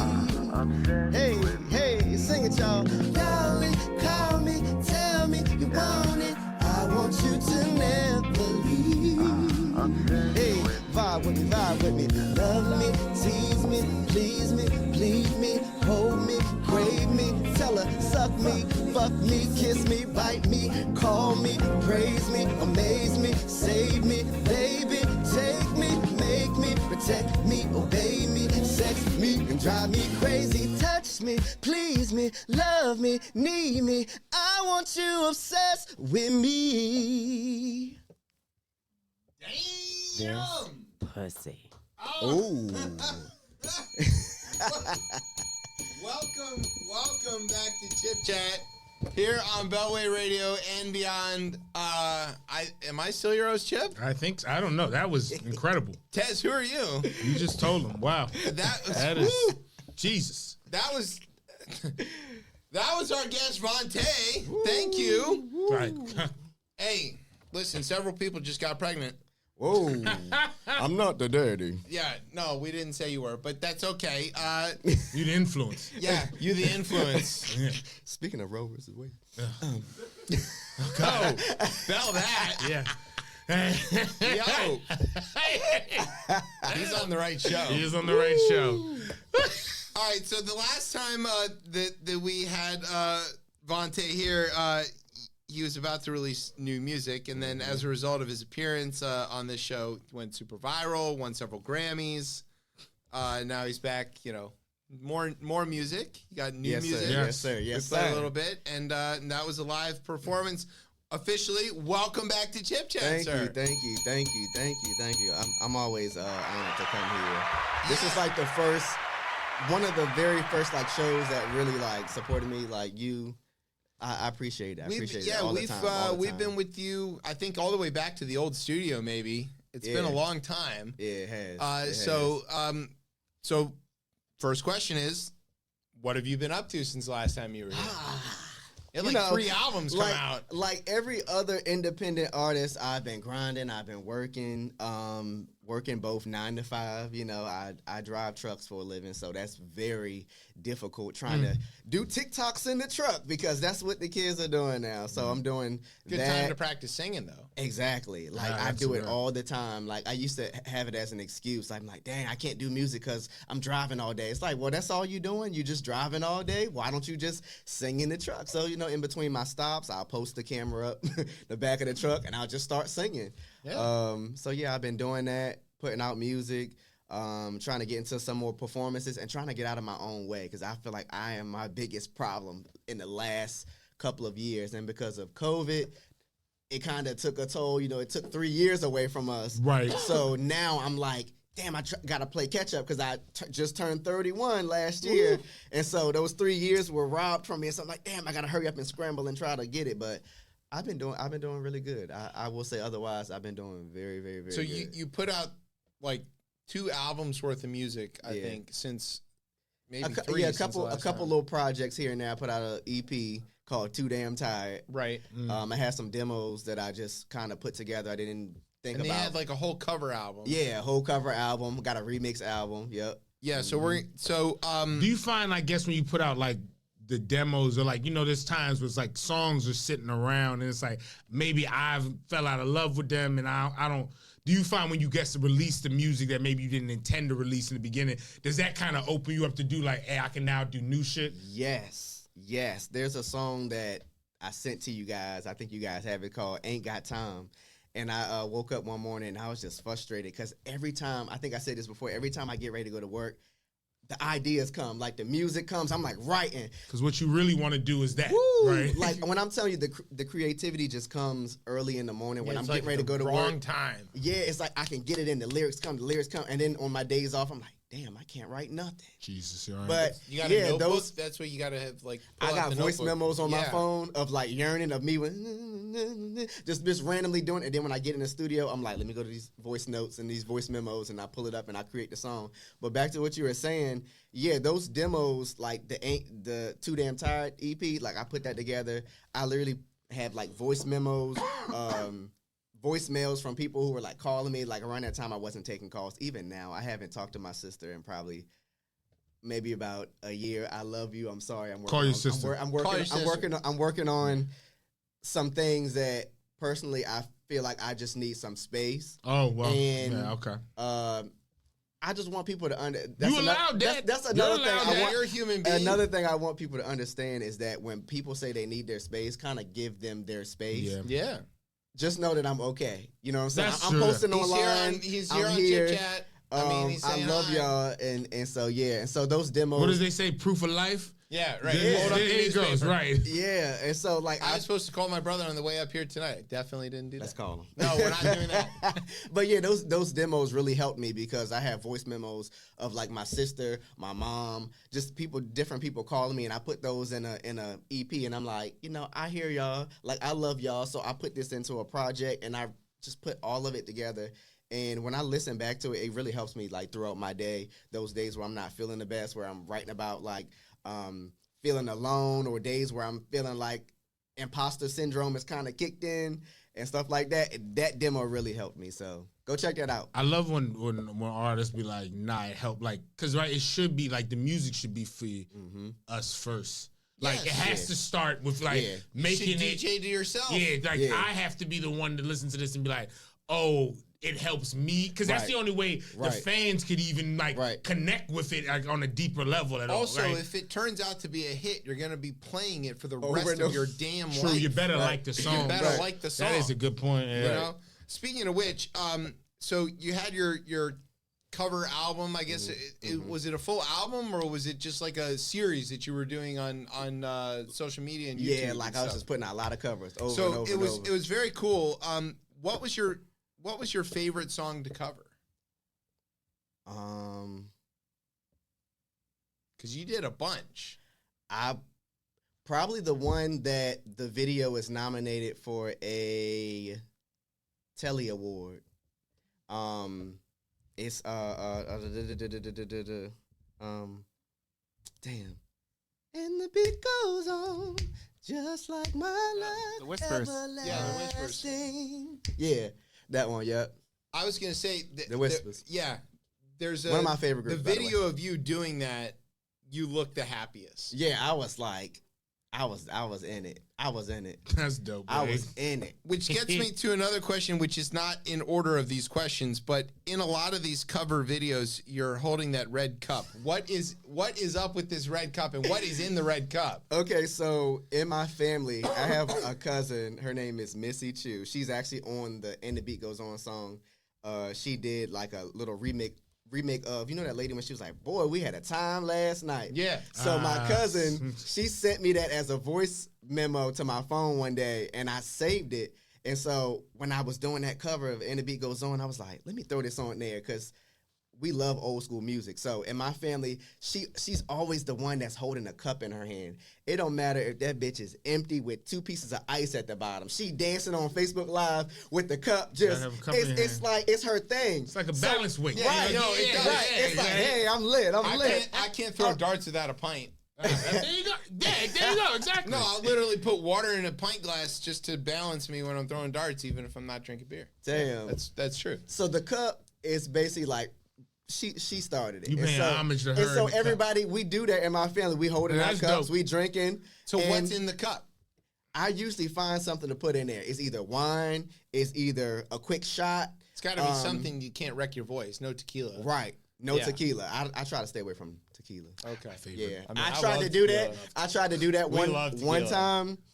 I was at this place just eating, and they had a DJ on the stage. I posted a video on my page, and I was drinking tequila, Long Islands and shit. That day, I stopped drinking like alcohol like that.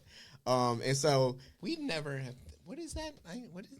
Huh? Say it again. You did what? I stopped drinking alcohol. It's January. What does that sound like? I know. You've done that this. word? You say that. He's done 40 days. Yeah, I know. 40 days. Yeah, it's a lot. And 40 nights. Nice. Oh God. That's Lord, why- I'm drowning. That's why you see. That's why you see this. Look, The holy. that's the better. The that's Holy Grail right That's here. the I option. set that dove loose. My 40 days and 40. That's good enough for holy- Noah. the It's Holy good enough Grail. for me. All right. So the cup is a real cup, though. It's a real cup. Somebody actually started some shit on one of the videos. He was like, why is he always dancing with a red cup? Even one of my friends was like, why don't you stop dancing with the cup? I'm like, that's That's like your telling branding now. that's like It's telling become part Michael of the Jackson signature. to pull your damn pants What down. the Take your hell? glove off Don't or listen, whatever. don't listen to these Yeah. people. These people don't know what the hell they I talking like about. the red cup. Yeah. Because it's always like, oh, damn, he got the red Got cup. that damn red cup. The day you know You know have what? it, When it's you, I'm my- s- when you I'm become I'm- super I'm duper famous, you can have a line of red Oh, cups. I'm already- in I Target. already got that shit yeah, ready. It's gonna be there. It's I got Target. that It's ready. red cups. It's gonna be perfect. Them You put them cups on is coming. Starbucks. Tommy Lerner will lose her mind. Fox News. You will be heard it so here mad. first. What do they got a red cup for? So Jesus on Right. the cup. Tell him to put the fucking Yeah. cup down. Okay. Yeah, the red cup is real. It's always something in it. Sometimes it could be water too. Could be water. Yeah, but Just most in of the case time, I record my covers church on the ladies are weekend, watching. on a Friday, on either Friday or Saturday. So it's usually a drinking in All right, we're gonna do it. We're gonna do like a live recording with the cup. with the cup Okay. one day. We'll get them out on the deck Ever wonder? at the Just do at the the cup. house. And Yeah. Just have them do the cup. I mean, I got the whole rig, and we can do that. We can record them there, and we can, with the. I was just looking at Bryan. Brian's like, I want to go home. All right, so earlier we played your new song, Superficial. All right, so this has a very New Jack Swing thing going on It does. here. Yes. Did you have to borrow your grandparents' tapes to learn what type of music that even was? You know what? Somebody actually called me and was like, "You weren't singing this type of music before." I'm like, "Damn!" So as an artist, I can't like. You ain't allowed to try and You're do not allowed to something. discover things. You got to do what you did when you started. I You can't have do to a country keep doing album? the one Right. thing. You do one thing and only Right. that thing for the rest of your life. Right. I hate fans. Yeah, Yeah. right. No, we like you. Please. Listen to him. A moment of sorry, it's 2 moments of honesty. You just shut the Easy. fuck up. We just lost our fan in Russia. Oh shit! Oh, you know, sorry, yo, yo. No, he has to listen. We did a lot of talk about Trump earlier, so exactly. there's more coming up, so he has to stick around. But all But right, keep so talking about that. that is good song. So if you're is that a thing you grew up with this music, or is it I did. or did you like find your way back into it? I'm just now doing more recent covers. Like Interest- everybody's yeah. like, do more newer music. That's why I've been doing the Beyonce covers. That's why Right. I've been doing like the Usher covers and the more Bruno Mars covers. I grew up on like 60s, 70s, That's 80s, what we grew the up with, Whisper yeah. stylistics, I think the Temptations, Whispers Michael is even Jackson. too new. Yeah, the Temps and stuff. I That's- go all the way back. Tops like, and Supremes. Yeah, Smokey. all of those. Smokey, Yeah. all of them, yeah. You Marvin can Gaye. hear that in that. I mean, because like there are people who I think try to imitate that sound. Where if you haven't necessarily listened to right, because like if you've been listening to that and you're a student of it, then you kind of know. If I you're guess steeped in Aretha, yes, it Right. shows up. yeah, It will. Like Versus- Fantasia. Yeah, Yeah. yes, Jennifer that's a- Hudson. Yeah, Yeah. yes, If you're those are very soaked good. in Motown, it shows up. Right. Yeah. If that Stax is in Right. your background, Right. it shows up. Right. Like Yeah. Chris Brown and Michael, Usher and Right. Michael. You It's can't- like you can't escape it. That's, You like, can- that's you consume I it heard so that in much. the song. Again, I told you I was like, I didn't know folks was to pull that off and that sound I haven't heard. You have to be In a comfortable long- with yeah. it too, because people deride the '80s and a lot of the Yeah. music out of it is being and let's be fair, like the electronic and the production capacity of it was not where it is now. Right. But those people were doing a lot with very little, and they were working hard at it, and reverb was Yes. metal plates. Like we're talking about Oh, really? yeah, it's a real combination of very like DIY kind of like To in create your that, garage analog technology meeting the digital. Right. And it's a weird time, and it produced some of this music that includes Whitney Houston. So like Yeah, that's come at us for Queen. this, like, the 80s was garbage, and like, well, we have Genesis and Whitney Houston, so like Right. I think we did all right. Yeah. Some Some of the best artists came from the 80s. Let's Yeah. be real. of them, some not so great. Some could lose Billy Wait a Idol. minute. Oh, But, Billy all Idol. right, you're fired. all right. Before we ask you the sort of setup question, do you have another song in you? Do you think you can do one more? I want to put you on Honesty, the spot. yes, is He's the thinking best. about it. I don't want you to damage the voice. We can always play the recording. Yeah. Let's we can play Ain't Got Time. Cuz You're gonna- that's the one that I would have performed, but it's a little We're just gonna Yeah. play. All right. So Yeah. Brian, find the Ain't Got Time on the YouTubes, And Please. And we'll just go ahead and play that. Please, thank you. Listen, as much as he orders us around. That's he's allowed to do that. He's the producer. Thank you, Bryan. You're the freaking exactly. Yeah, All you're right, the, so while Brian's queuing that up, what do you have coming up? You got some new stuff coming out. You've got Yes. some performances coming up. What Yes. can you tell everybody about? So the Telly Awards is coming up. I had to submit music and submit videos to see if I would be nominated. So I actually got nominated for 2 of the videos. One for Ain't Got Time, the song that he has. And then the other one is for the And the Beat Goes On, that cover visual Very that I good, did. very good. And then I have the Maryland Music Awards coming up in May, I think on the 18th. So I'm nominated against Drew Hill. I don't know how the hell Drew Hill got in this category. And Well, I'm he's in from Baltimore, and I'm but I mean, nominated. you know, whatever. Right, but how did he and Maya the get in guy- it? I mean, you're looking at this I'm wrong. gonna lose. You got a chance to upset Drew Hill. if you beat That's Baltimore, good. you Yeah, win. Yeah, you got. We you had got a whole conversation about this last week about how DC and Baltimore are locked in some sort of competition we're not aware of. So, like, Yeah, if it you is. win, you have to claim DC. Oh, really? No, you don't have to do that. You can do whatever you Whatever want. the hell you want. But You're an adult. but we will claim you and say that here DC beat. I mean, See? The Baltimore See? race is over. Why are we still doing this? I have no issues with Baltimore. we're friends with Baltimore, I want to let you guys know this. I still have to make it home. Okay. Hey, Baltimore, I got love for you. All right, I got love for you. I don't know If where- no one got. when did this thing become a thing? From when I was Yeah. growing up. Okay, I'll tell you when. Oh God! Whoa! All right, hold on. I'll tell you He when. marched down off his porch through the yard. Yeah, He right. kicked a couple kids off of it. Because Took there's his no money. metro Goes, down "What are you here." talking about that?" Because they always say Baltimore is not Maryland. Which is crazy. People always say or it's that. not the DMV. It's not part of the It's not DMV. part Which is right. crazy. Yeah. No, because of the fact of this thing, and it's sports related. No, right. I don't believe this. Yeah, already. no, It's it when is. the Ravens came back. No, Yeah. here's what happened. So when the Colts left Yeah. in This '84, can't be it for our generation. it's fair, When it's the Colts fair. left in '84, gone to go over to Indianapolis. The main thing was that the television market was going to expand for the Washington Redskins. Yes. Baltimore said, "Fuck no." Literally, they didn't say they did not want it. So they pretty much got a whole bunch of other games that was supposed to be nationally televised at the time for pretty much good 30 They years. watched Eagles games. Yeah, you watched Eagles games, Steelers games, Cowboys games, whatever. But they did not want Washington. Dang. So once the Ravens came in, that's when things changed. So officially, it's like, we didn't want Washington. We are Baltimore. So that's the main reason why Baltimore is not part of the DMV. I That feel is the main bad though, reason. staying an Orioles fan. Like I No, I that's stand on crazy. their side. No, here's the thing. First of all, you got a stupid name if it's called the DMV. And you Yeah, don't have it's not the Baltimore. right Hey, word. that's whatever these youngins No, back no, no, then no, were no. talking Yeah. about. How I'm you like, gonna this- call it the DMV and not include? I think I have this correct. The that M. Baltimore is the It's biggest. in M. It's in M, right? But it's the That's biggest Maryland. county. Isn't it the biggest county in And Maryland? city.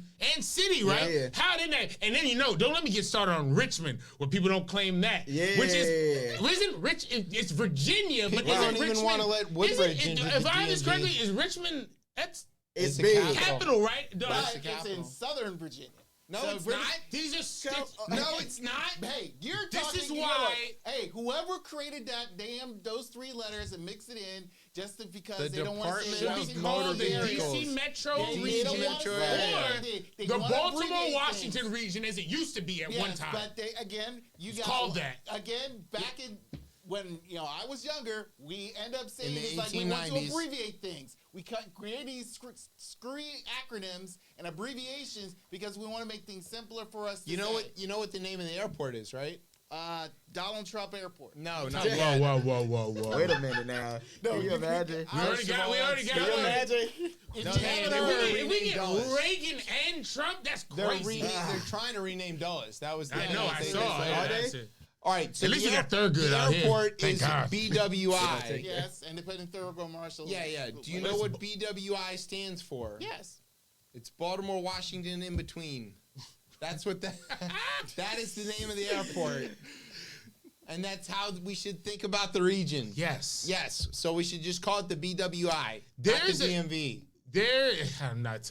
I'll save that story for a different time. But a crazy story of like riots that are about to happen inside of DC, and how these people in this block of I need to go look through this the specifics of this. I know this happened.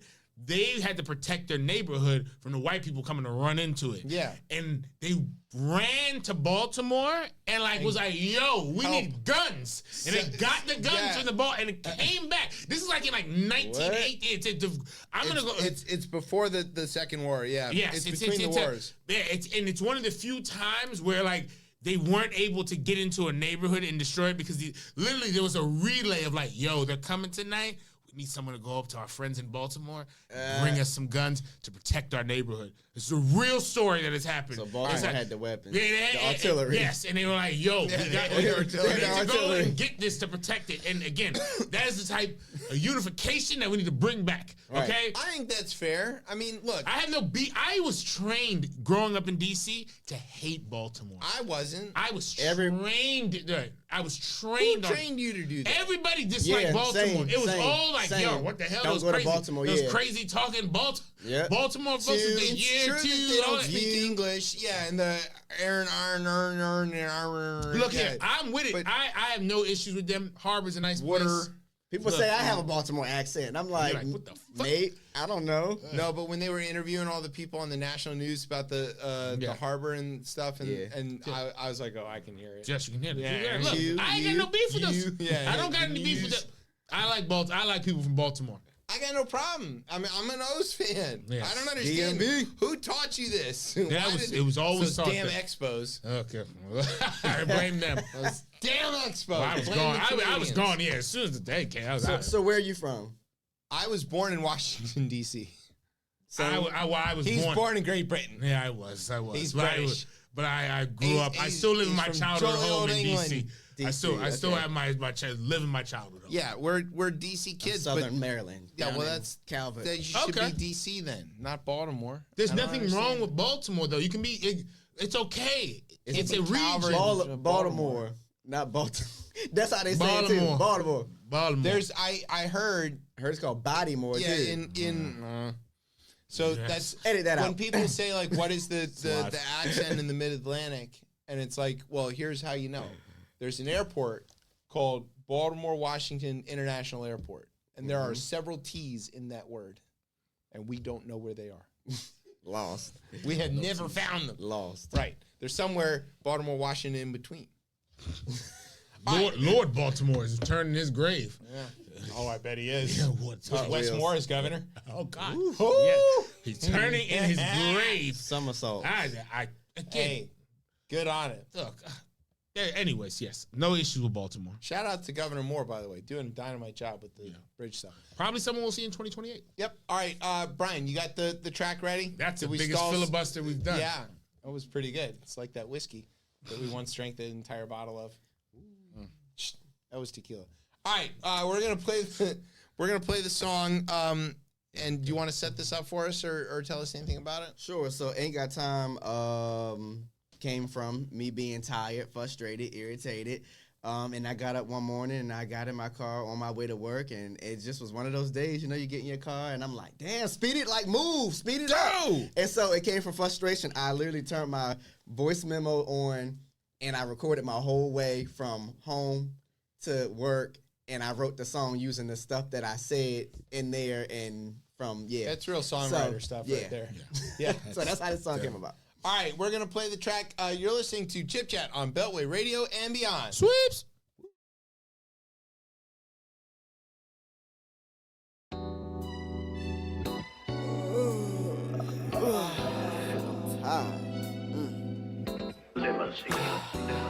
When I wake up in the morning, gotta get up, take a shower, gotta brush my teeth, yes indeed. Shit, I'm late for work. Running late for work this morning. Stayed up all night writing music. Grab a bowl, then I get my almond milk and put cereal in my bowl. Ain't got no badass kids, but I text my boo, I love you. Say good morning as I pack my lunch, then I'm out the door, I'm gone. When I get into my car, man, gotta stop, gotta say a prayer. Dear Lord, please protect my peace. Lord knows that's what I need. Cause I know somebody gon' try me. Somebody gon' test my patience. Oh my God, get the fuck over in the lane and merge. Get over. Speed it up, speed it up. Speed it up, speed it up. Yes, that's my attitude. Cause I ain't got no time for bullshit today. Speed it I'm telling you, and ain't got no time for bullshit today. Ain't got no time. I mean, no time for no bullshit today. Ain't got no time. Ain't got no time for your bullshit today. And if you're feeling how I'm feeling, what you say? Ain't got no time for your bullshit today. Life gon' pick you up sometime. Look, life gon' knock you down. Hey, life gon' pick you up sometimes and turn you all around. Life gon' pick you up sometimes. Look, life gon' knock you down. Just keep on stepping, keep on moving, get up off the ground. When I step into the office, just please don't run your mouth. Cause 7:13 too early to be talking to me loud. But when I get up to my desk, you still decide to invade my space. Give me time to adjust these mood swings, cause today ain't my day. And when I take my lunch break, don't get all in my face. Just give me my 6 feet, cause COVID make a nigga wanna spray. I don't care about your weekend, I don't care about your kids. I only came to get my money shit. Get the fuck up out of here. So shut up. Speed it up, speed it up. Speed it up, speed it up. Yes, that's my attitude. Cause I ain't got no time for bullshit today. Speed it up, speed it up. Speed it up, speed it up. Listen, I'm telling you, and ain't got no time for bullshit today. Ain't got no time. I mean, no time for no bullshit today. Shit, I done worked all day long. Shit, I'm tired. Oh, hell. I got 5 minutes left before I clock out. Wait, what's today? It's party time. Hey, it's Friday night. I'm trying to catch a vibe. Hey, I'ma be stress-free and do me. I ain't telling no lie. Put your hands up high. All the way up, don't high to the ceiling. Pour another drink, sip it up till you feel it. Down to the left, to the right, get busy. Tell a hater, stop bitching. Speed it up, speed it up. Speed it up, speed it up. Yes, that's my attitude. Cause I ain't got no time for bullshit today. Speed it up, speed it up. Speed it up, speed it up. Listen, I'm telling you, and ain't got no time for bullshit today. Ain't got no time. I mean, no time for no bullshit today. Ain't got no time. Ain't got no time for your bullshit today. And if you're feeling how I'm feeling, ain't got no time. Ain't got time for bullshit today. Kinda. All right, welcome back to Chip Chat here on Beltway Radio and Beyond. I'm your host, Chip. With me is Tez. What's popping up? That was our guest, Vontae. Speed it up, speed it up. All right, tell everybody again where they can get your records and stuff and how they can follow you. We didn't give you a chance. Officialvontae.com. THE official Vontae VONTAE.com. Everything is on there. And that last track? Ain't got time. So And- that and they one can is get not that too, That right? one is not on streaming right now. I'm kind of Oh, that was kind of an exclusive then. Yeah, it's out on YouTube, but it's not on streaming right now. All right, so if you want to listen to it again and again and again, you just watch this show Yep. and tune to The next show. our 2.5. two. Literally two. It is. Oh, yeah, it is right here. Just short of hour 2. And all right, so it's time for hour 3 of the show. It's a very relatable song. Yeah. That's a very, just people could get, just the beginning of your day being stressed out in traffic. It's also a very DC sort of song of is. traffic is Right. the root of my problem. Road rage and shit. Yeah. You know there's no traffic? Metro. Oh, yeah. That's not true. It's no traffic. Single tracking. Every now and all then. this fucking There's more whole chance blue that line there's was an shut accident down. on the Beltway than there is Yellow single line traffic. whoa, wait, operating. hold on. You mentioned Metro. Hold on. You got old man Bryan, old man now. Breaking news. Yeah, they're breaking news. Most recently, I take the metro to head to Audiefield because I work there during the summer, and I noticed that one of the metro stations that I initially begin at will be closed for 3 months. Yeah. And that's not the only one. That's No. Okay. one of 6. They have to make During the repairs, summer? Bryan. Yeah, they have to fix things. And them one broken train station. Yeah. What's wrong? I mean, What is going on? That happened. 3 months. They have when to else are they stations. supposed to fix it, Bryan? Do what they've been kind of doing, but Do you remember they closed? Oh, they closed Metro lately The is not entire even red care. line They for, don't care. 6 months. They don't really. They're like, yo, because you know what they can have? another major accident. They had so much deferred maintenance for so long because Can't they kept have trying one. to do it while keeping things open. They learned their lesson. You can't do that. Can't do that. You got to bite the bullet on this one, Brian. You're going to have to wait slightly longer. Maybe you can just jump the turnstile. There'll be a shuttle. Yeah, right. Oh, there's the shuttle. Sometimes the shuttle moves faster One than of those the Uber. K-powered buses. Oh God, yeah. There's somebody get a nice coach. Can't take the circulator. Hitchhike. There you go. Mario's killing the circulator. Wait, in Baltimore, they call hitchhiking catching a hack. Somebody that what just they told call me it? that. Catching a hack. Have you guys heard that before? I have not heard that. I know that to drive a taxi, you need a hack license. So that must be where that comes from. Maybe. Somebody said, are you trying to catch a hack? I was like, what is that? It sounds like a disease. Don't or cuss something. at Why are you cussing at Trying me? to catch a hack? What's wrong with What? your computer? Yeah, What you exactly. mean? Catching a Don't hack. open attachments, dummy. All right, so now we've come to the part of the show that's called the Trump trials. No, we're skipping the Tez talk. I don't know. Do you have a Tez talk? Yeah, I'll be quick on the Tez talk here. This story is kind of wild. I mean, if people don't understand, there was a law that went through the Supreme Court, and it went ahead and it changed really like gun laws in D.C. You mean Heller? Heller, yes, Heller, because this good old guy was afraid about It's your buddy, Scalia. Yeah, Scalia, and he lived right outside Kentucky court, and he was afraid of all the black people getting That's guns, and he wanted a gun to protect himself when he went home. I think he was a security guard. He was a security Yeah. guard, and has been the person like there's another. He's the one Yeah, guy. he's that kind of the keeps- guy who, like, even though there might be other plaintiffs that end up going in front, he's kind of like the test case for it. Needless to say, what that did is it created a mechanism. Most folks don't know, for a long time, handguns were illegal in the District of Columbia. That's right. Right? They're because again, conceal and all that stuff. The Supreme Court found that was infringing upon the Second Amendment right. That was the way they inferred You the could law. keep a gun in your home, and then they Yes. had another decision that came later that said that you could carry that gun. Right. But how you get guns, so it's different than Virginia, it's a little even different than Maryland, is that let's say you purchase a gun because there's not a gun store in D.C. No. You purchase a gun in Maryland, Virginia, legally. What ends up happening is they ship it to D.C. and at one point it was just this one There was place. one It store was the that you idea. could port and it the store across the was, line. And the store was ran by MPD. I think it was in the Yes. first district.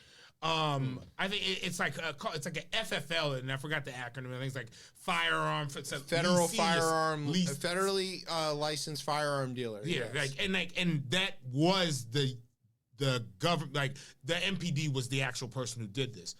Well, it turns out they branched out into selling guns to everybody now. Exactly. The story is insane. Like the story comes out that the ATF has demanded, they have demanded records, and then I forgot the Brady their gun, a gun lobby, but their gun for The responsible. anti-gun- It's like a The responsible gun control group, the Brady group. The Brady Yeah. group is like, yo, we're asking, we need these records. There's a lot of reporting on guns that were sold by MPD showing up at crime scenes. The vast majority. Vast turns majority out. of them, right?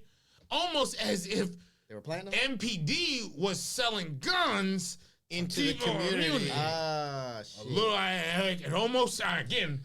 I'm allegedly. It's but a little this is- rough for ATF, the guys who ran Fast and Furious, to go coming down on DC for hey, it looks like you're running an illegal gun racket here. Yeah, but there was in this article they mentioned how guns that were sold between in 2020 they found a number maybe 25 that were used in crimes in 2021 and 2022, which is at that point, right, it leads you to think that whoever's buying the guns is buying them and then illegally trafficking them to people. I think as well too, when you see the amount of guns that are on the street now in DC, especially with our youth, right? And this is an access problem, right? Because if all the youth was running around with knives, people might get hurt, people even might get killed, but not at the Not same at the clip. rate that they're doing. Exactly. Yep. No, that's a poor choice of words, excuse me, but not at the same rate. Get your own bill for that. Yes. And there's been really no one's really they've asked the mayor's office, they've asked MPD, no one's really kind of talked about this, but it was clear that MPD, because I think now there are two other licensed gun dealers now in the district who do this, and MPD was like, yo, we want out of this business fast. And it's almost maybe they kind of understood that something was going on between these. Because again, it's one point of failure at that point when MPD is the only people who are doing these transactions. But it's also kind of crazy that, again, you would think the police would be. Yeah, but they're hamstrung by the law, Yes. right?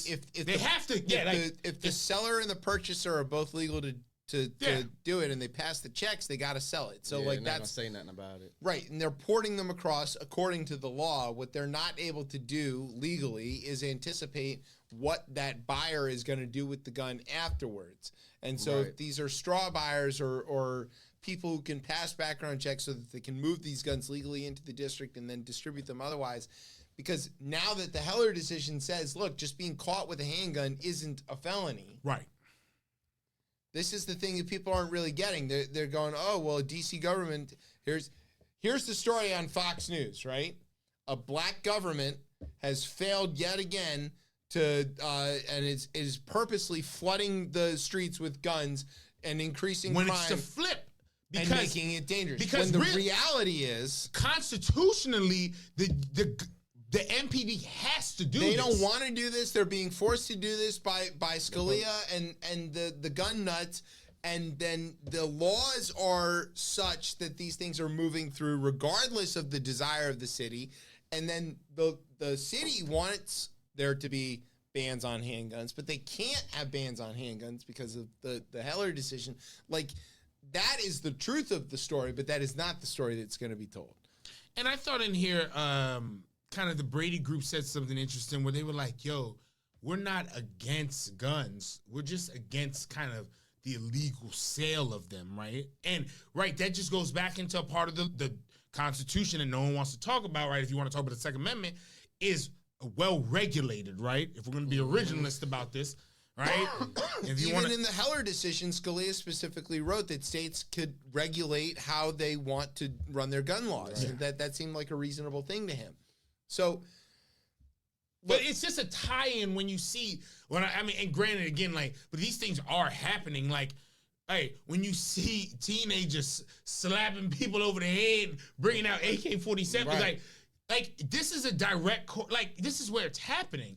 Like, if there weren't so many guns around, this literally Right. wouldn't happen at all. Like, and again, I'm not anti-gun. Let me start there with that. I am not that. Again, black person in America, kind of can't, hard to be anti-gun. Like, again, just protecting, like, especially. Hey, Baltimore, we need help. Exactly, right. Again, no one is anti-gun. What I am is the recklessness and, like, the way that this country has made this, like, almost a right instead of a privilege. Again, is like when Ye it's was a on right, here talking, but like, you're- it should be a privilege. We need to kind of make it that because, again, what these things can do is kill Your rights people. come with responsibilities. My right to drive a car comes with a. Well, you don't have a right to drive a car. Well, You yeah, have a correct. privilege to drive Privilege a to car. drive a car. You have a right to free speech. Right. But if that speech then incites violence and kills people, you're not protected. Yet that right evaporates. So if you have a right to own the gun and it's used recklessly because you didn't secure it properly or you didn't keep it out of the hands of people who shouldn't have it, then that right evaporates too.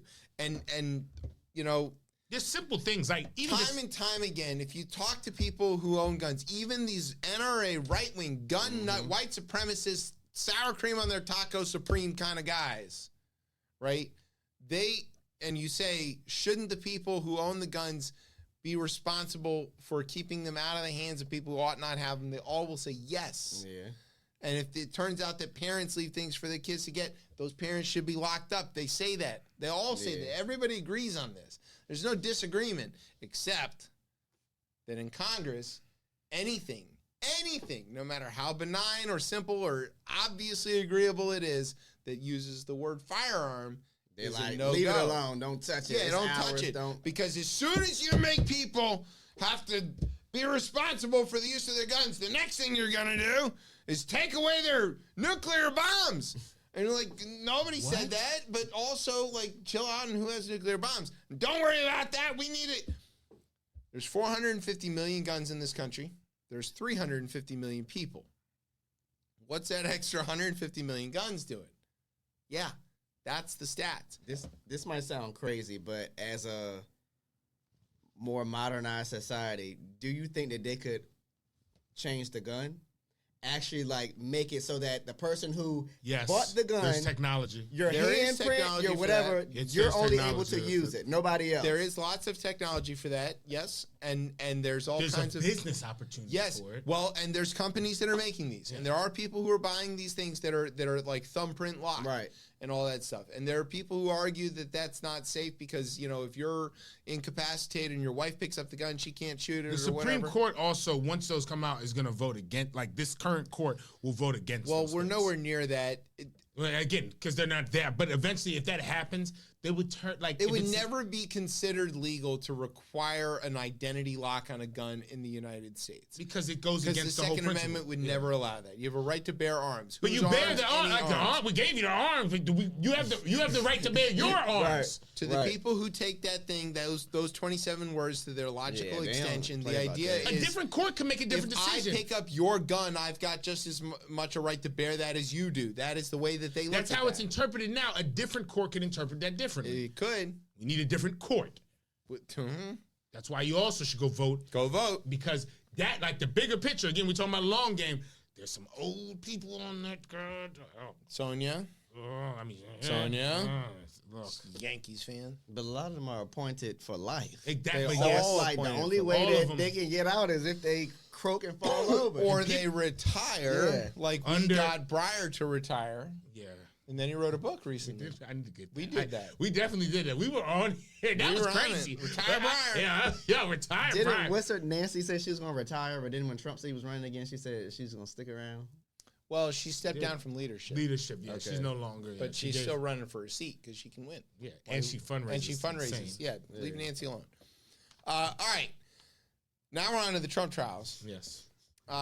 Interesting segment. It could go on forever. It will go on forever.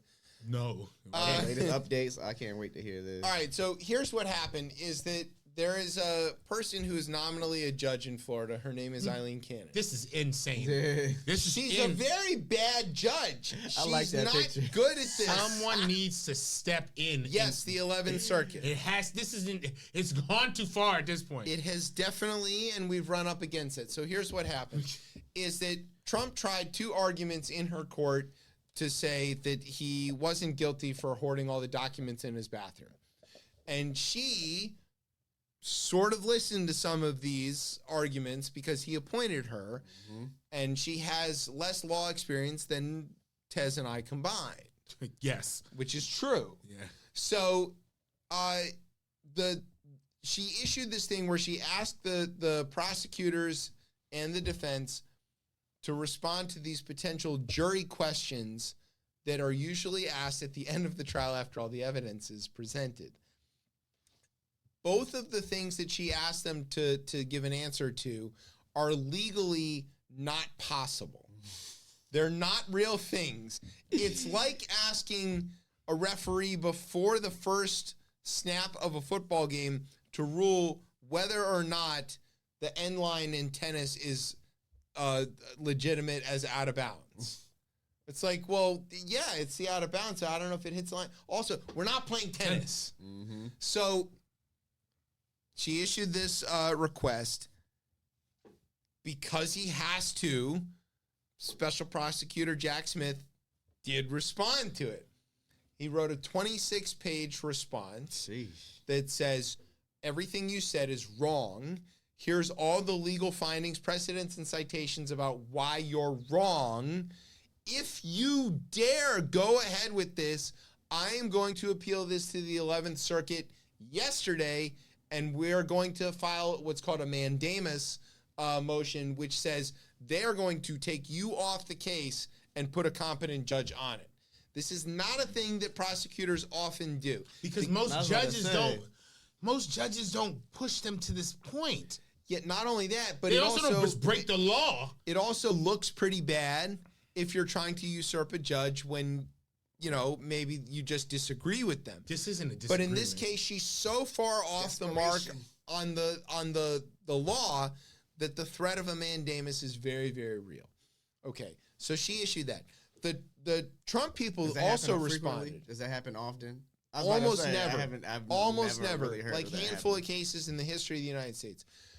The Trump people responded to her request as well with a 3-page response full of spelling errors and things talking about never has medical science been able to devise a device that could read the minds of people who did the thing and whatever. It's just not even 3 pages. 3 pages. That was their response. Was 3 pages. Smith's response was 26. Double spaced or yeah, court Sans. spacing is very specific and it's got numbers and all that stuff. But yes, it's not much, and it's full of spelling errors, which I'm not making up. Chat GPT. Yes, that's exactly what they did. So after all that happened, she read, I guess, the 26-page, and she's like, "Oh shit, I'm in trouble." And I think she got a phone call from the 11th Circuit that said, "Yo, his mandamus request is gonna pass. You are about to be off this case. Get your shit together." Ooh. So then she was like, "Who wants to file an amicus?" And so then the friend of the court briefing. So all of the real lawyers lined up to say, "We would like to file an amicus to explain to you how the Presidential Records Act works and also how the Espionage Act works and how also you're not a real judge and this is not how anything goes." Damn. And she granted the amicus briefing of like 36 people, including George Conway, Lawrence Tribe, Olivia Troy, a bunch of people, real lawyers, Trevor Potter, former FEC commissioner.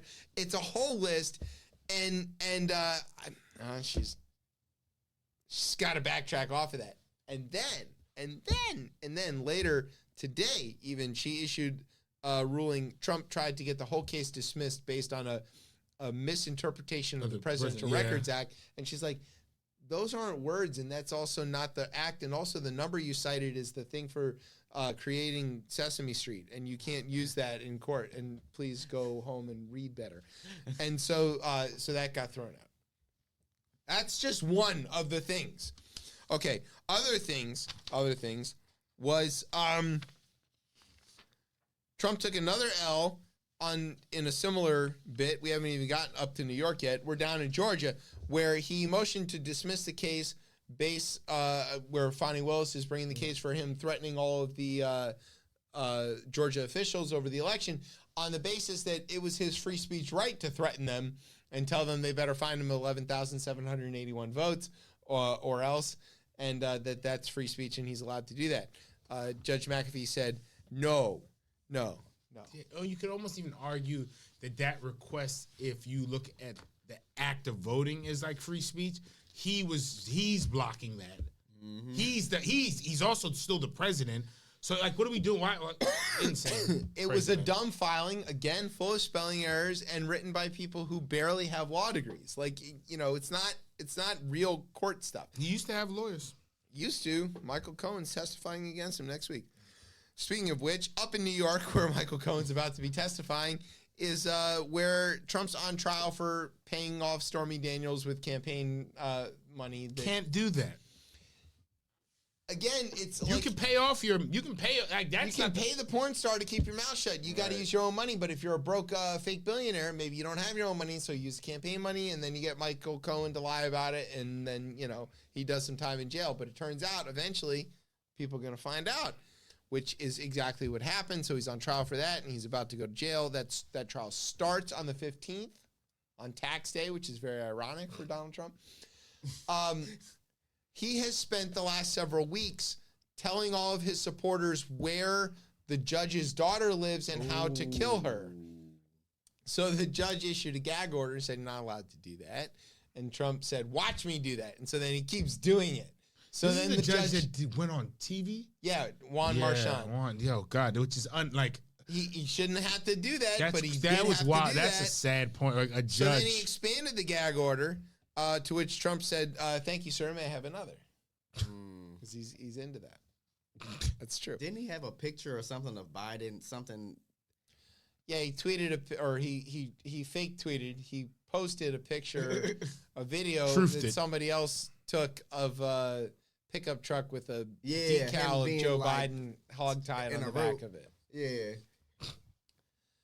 It's just stupid upon stupid, but also it's a signal to his people that it's okay to commit Kathy violence. Griffin get fined for that? The So when he was president, attacked her and Oh yeah, she did. Yeah. did get her arrested for posting a picture of herself holding a severed head of Donald Trump. And the video that Donald Trump posted of the truck with the image on the tailgate was from a Kathy Griffin show where this guy was riding around trying to intimidate her. Wow. So it's all very full circle, but it's also very clear that, like, when I say this is the last election, like, y'all need to be really clear about that. These people It's are not the last election because these people are Joe preparing Biden's for. gonna win. Well, then thank God. But these people are preparing for a war and they are preparing for violence. And when they don't win, they are going to react negatively. I will say that I drive a lot in those areas. I haven't been seeing a lot of Trump flags. I haven't. They lay low. One of the things that we know is that when it comes to being he hasn't been selling exposed them, I as a don't know. Trumpista, people are kind of quiet about that. Right. When the pollsters ask, Maybe they bought the Bibles this time, not the flag. that's right. When the I think those people are like, yo, Or the shoes. They're wearing can't the shoes. continue. I agree. I think these people like it They're can't tapped continue. out. I think it can't. They're like, this can't continue, and they might not go vote for anybody, or they'll vote for what's his name? What's the as long as they all stay home. Ramaswamy. what? No. Nikki Haley. No. What's the third party candidate? Kennedy. Oh. That's scary. I hope he doesn't get on the ballot. He can't. He's already passed a lot of things, missed some deadlines, so it's fine. And today, No Labels announced they're disbanding. That's it. They couldn't find anybody. Well, also too, They ran out of money. and the person who helped start that, Joe Lieberman died. Yeah, Yep. Sucks for him. Sucks for him. All he should right. have been vice president. Finally, was vice president. He did win the popular He did vote. win the popular vote. That's true. Finally, it's Bryan time. Dun, dun, dun. Bryan, I'm surprised he didn't skip it and to play the music. sad news. Lauren Boebert underwent surgery on Tuesday in Colorado for a blood clot in her leg, and she's expected to make a full recovery, though, which is good. That's a great image you chose for Bryan. That's your girlfriend, and that's the image you chose. Hey, she's just show her how much pain she might be going through. That's right. Boebert has represented the same Colorado district since 2020, but now she's running in a different district because she realized she can't win there anymore. Put that picture up again. Gotta go somewhere. Yeah. She looks like she's about to misspell a word with the spelling bee. You get this, yo, insane. Fell for that. Like you know that's going to be the incorrect spelling. That's crazy. She was admitted to. Oh, that's what's going to happen. The bell. She was admitted to a hospital in northern Colorado on Monday. After severe swelling in her left leg, doctors discovered an acute blood clot with a CT scan and diagnosed her with May-Thurner syndrome. Apparently, it's blood clots in the pelvic area, have to do with veins and blah, So how blah, did she blah. figure that out? How does she? Well, realize? her leg swelled up and she was scared and was like, "Oh shit!" And so And she she has went to the healthcare. hospital. And she has health care, so she went to the hospital, which we paid for as taxpayers, and then used medical science, which we support as people who believe in science, that she doesn't, and saved her Damn. life. They put it in Ain't a that stent. crazy? That's just to say, look. And they removed the blood clot and they put it in a stent. So Bryan, you still got a chance. I don't know if you want to help her with her stitches or what's your move here. I'll help her in other ways. Oh, there you go. With her britches. Yeah. Bryan will give her a stent. You know, Permanent. He'll keep a certain canal open. Oh my God. I was gonna say, you know what she said when she got to the hospital? Where's To the doctor? Bryan? No. What the blood clot? Stop it. Stop it.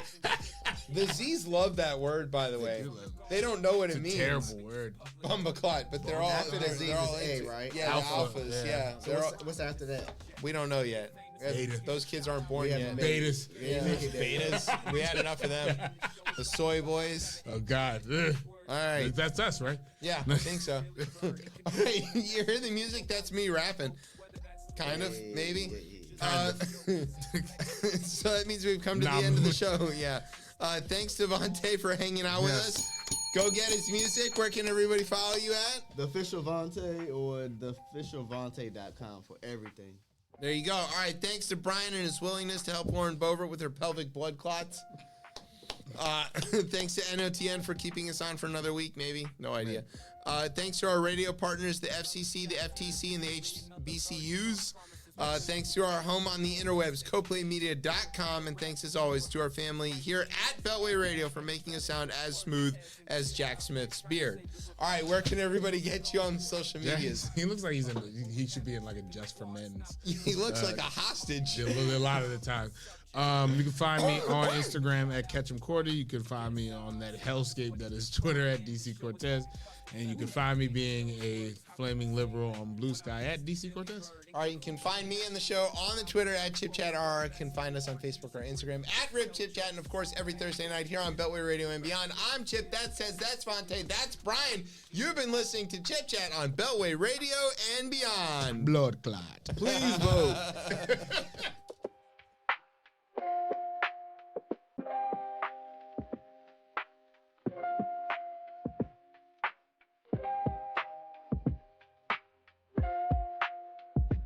Another chapter in history, another verse. Trump promises political violence, but no hearse. FTG and Shapiro try to rap, but don't rehearse. These right-wing nuts can't get any better, just worse. Tez and Chip out here trying to save the republic like Tez on the golf course. It ain't private, just public. When we have a drink in the bar, it's not beer, it's a public. It's hard to get something to rhyme with this subject. If we get famous, we can give a shout out to Bryan. To get us out on time is what he be trying. The show is like a custom feathered avian that knows words. How can we stay late when our guest is Illy Bird? In conclusion, the message is to go out and serve folks, whether that's through art, music, or if you just tell jokes. Seek to medicate your ears, hope you eradicate your fears. Thanks for sticking with us through all these years.